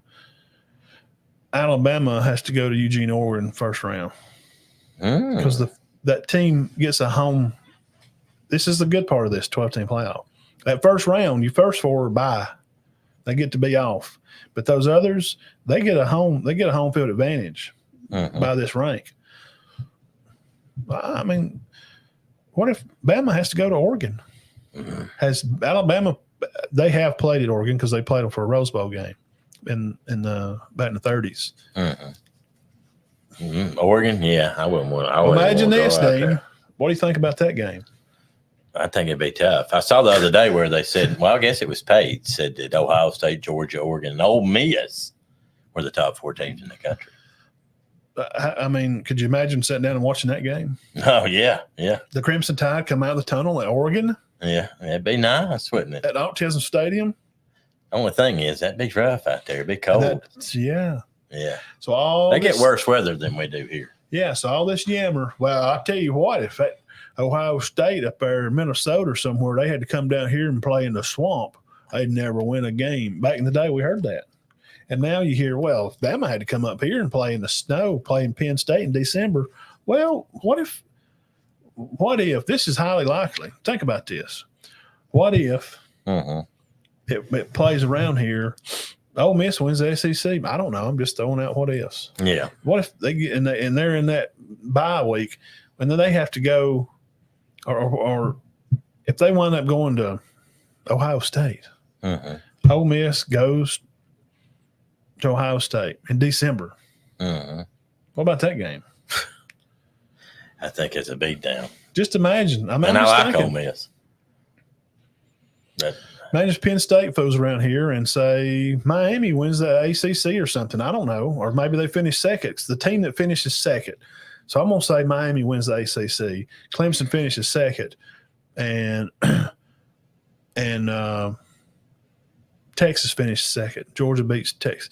So Clemson has to go to Texas first round playoff. It could be a good one there. I mean, I'm just throwing out games. This is what this 12-team playoff is going to bring. It could bring some good ones that we've never seen. Yeah, I've never heard of Clemson and Texas playing, or Ohio State and Ole Miss. Could you imagine Oregon and Alabama? What if? Here's another one. What if Miami's going to be in this? Okay. Imagine Cristobal having to go play at Penn State in December. The U shows up. And they're going to play these at these home places. You get a home field because if you lose, say Penn State plays Ohio State and they lose. Yeah. Well, Ohio State goes to rank number 3. You don't want to go play up in Penn State in December. The runner-ups in these Power 4 conferences, the runner-ups are going to get a home field game. And they'll do it by the higher ranked team will play a lower ranked team. Well, what if Miami has to go play Penn State? Yeah.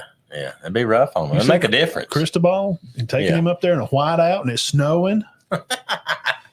No, I don't know what's going on here. Wow, what a season we're in for, Dean. Yeah, I think it's going to be exciting. I think it's going to be a whirlwind, though. And what if Florida State had to go out and play at A&M in a playoff? That'd be good. Why Utah? You go up there talking about the middle of the desert. What if Utah winds up filling around and being runner up in that conference to Arizona, and Utah has to go play? Has to go to Ohio State. Yeah. Or Michigan. What if Michigan? I don't think Michigan will be in it. I'm sorry, they may be in the playoff. But no. Imagine Utah. They'll be ranked number 9 and 10. And Utah has to go to Michigan. Yeah, that'd be pretty tough on them. Or what if Michigan had to go out to Utah? I think it'd be tougher. I don't think the cold teams. Now, I'm going to say I disagree with fans. I don't think the cold teams coming to play in the warm hurts them as bad as it does the teams that play in the nice where they're going to play in the cold. Does that make sense? Yeah. I mean, oh, man, what's Michigan going to do if they got to go to Ole Miss? So what? Yeah. They're going to be happy because it's not snowing. Well, it's December. It's going to be cool in Mississippi, cool. But not 24 and the wind blowing. Right. They may be not. Thank God. We can't play in that mess up there either. Gosh, I'm glad we're we live in a pretty good spot, really. Yeah. Jeff says that that Tennessee needs to play an SEC championship game to make the playoffs. Yeah, listen, if you play in your conference championship, you're getting a home game. Period. Right. So there's out of the power of the 4, Big 10, Big 12, ACC, SEC. Those 4, there's 2, 4, 6, 8 games going to be at home. The winner gets by the first week. The runner-up team gets a home game against the loser of the other conference. And it'll just stagger. Well, guys, we're going to be in for it's going to be different. Yeah, it's going to be a little different. I mean, it's going to be wild. if you're thinking you're going to go somewhere, well, it's going to be a big Saturday. I need to go somewhere and get with my buddies and watch it. You're going to be doing that every Saturday. Yeah, the way they're going to stagger times because the ESPN and Fox deals with Big Ten, SEC. Yeah. Yeah, it's going to be every great. Saturday. There may be, you always have a week where there's no good games on. No, this year is going to be different. No, not this year. And Daniels and them are gone because what was it? CBS bought out, got bought ESPN. So now, Greg's on what, Fox? McElroy. See on Fox. Well, Klatt's on Fox, ain't he? Klatt. I like He's gotten better. I really like him. No, I'm thinking about Canales, the one that makes everybody mad. Freaking clown. Klatt's not the one that makes everybody mad. No, Klatt played at Colorado. He makes sense what he says. I don't agree, and I do reviews. I'll do, Canales kind of he's a clown. Say out there. He's a flat-footed, flat Earth believing the moon is hollow clown. I said it live right here. Hashtag, bro, I can't take it.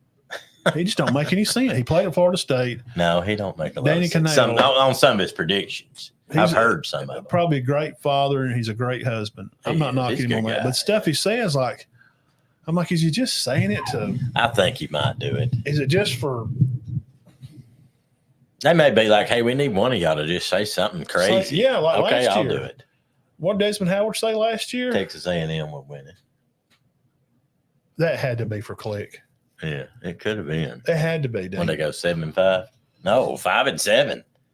There's no way he could have. There's no way. Yeah. Now, if you just don't do your homework and don't show up, and you're just going to show up and do a live syndicated show. I put hours in here studying just what we do. Desmond Howard knows more than we do. I don't know. And I don't know what he was talking about. I have a clue. Well, he didn't even have a quarterback. Oh, God. I don't know. What was that last year or year before? Yes. Last year. Oh. They didn't even know who their running back was going to be. Yeah, and who's their quarterback going to be this year? I don't know. That's supposed to be better, though. Wagon. Or is that Mississippi State's quarterback? We're going to talk about them, too. Yeah, we got to get into all that. Arkansas. I got a new quarterback because Jefferson's gone. He's at South Florida. Yeah. I mean, UCF. Yeah. Yeah. Utah's got to go play him. Be a tough game. At Florida. Be a good game. Ain't it? Yeah, it's at Florida. Yeah. Yes, that's the last game of the year. Yeah, the Gus Bus. Yeah. It's still going to be hot down there. Even though I don't know. UCF, to me, had a hard time in that Big 12. I know they won some games, but they know that they're playing big boy ball now. Arizona, Oklahoma State, Utah. Those teams are going to be your pushes because Oklahoma, Texas is out. Well, Arizona's probably, along with Missouri, was the two most improved or best teams. It wasn't supposed to do nothing last year. Yeah. Maybe both of them. Both of them did great. I think Arizona was the one that had a lot of guys coming back. Oh, okay. We'll talk about them too. Yeah. We do SEC, but through the summer, we'll break all kind of different teams down. Oh, yeah, definitely. Yeah, we always do that. I'm glad we got to do some local tonight. It feels good to talk about local because kids are graduating, so I wanted to give them a little bit of talk about, next year and what they've, we won't talk about what they've lost, but we'll talk about some guys that bring them back. Yeah, definitely. Sounds good to me. Yeah, and we'll be out at our local games and doing the best we can. I know that like the first game of the year, I went to center over there that first game. I think they played Alexandria. Hot. Bro, it was rolling off me. Yeah. I remember putting my arms down. I was holding the camera doing pictures. When I put my hands down, there was sweat running down my arm. It was dripping off me. Was that last year where they said some games might even be dangerous? It was dripping off my hands, sweat. And I just got like shorts and T-shirt. I'm just rolling. I don't know. Yeah, I remember there being a week. We might not ought to. I mean, it even got suggested that move the games or something, move them back. Into September instead of get out of August. It's miserable. Yeah. It's hot around here. Even on Halloween, it's still been warm. Yeah. So August, September, October, gosh, man. Pretty bad. But we look forward to seeing all our guys back out there around the area. And we'll be back next week. Yes, sir. Show 237. 7. Next week. Yeah, we'll pick us some teams to go over. Yeah, we'll have some news to the week. And follow us on the channel, subscribe, like, comment, and do all that good stuff, guys. We love you and we appreciate you all. Y'all keep your heads clear and your hearts full of God. And Y'all have a good week. Last week of school. Woo! I remember your daddy standing out there one day. I said, Mr. Dane, how you doing? Had his arms crossed. I'll never forget it. I can see him standing there right now. It's the best sign you see all year. I said, well, I was going around to the parking lot and bus is leaving. Best sign.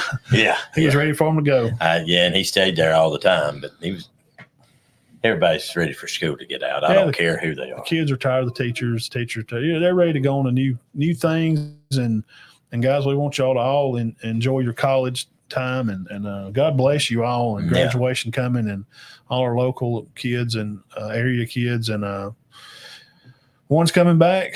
If you're playing sports, hey, you better get locked in. Oh yeah. We just went through these schedules and they got a tough looking bunch coming through here this year. Yes. Good games. Definitely. Yeah. Very good game. Yeah. Carry on, brother. Will you Thursday, Dean? All right. Yeah. All right. So, yeah.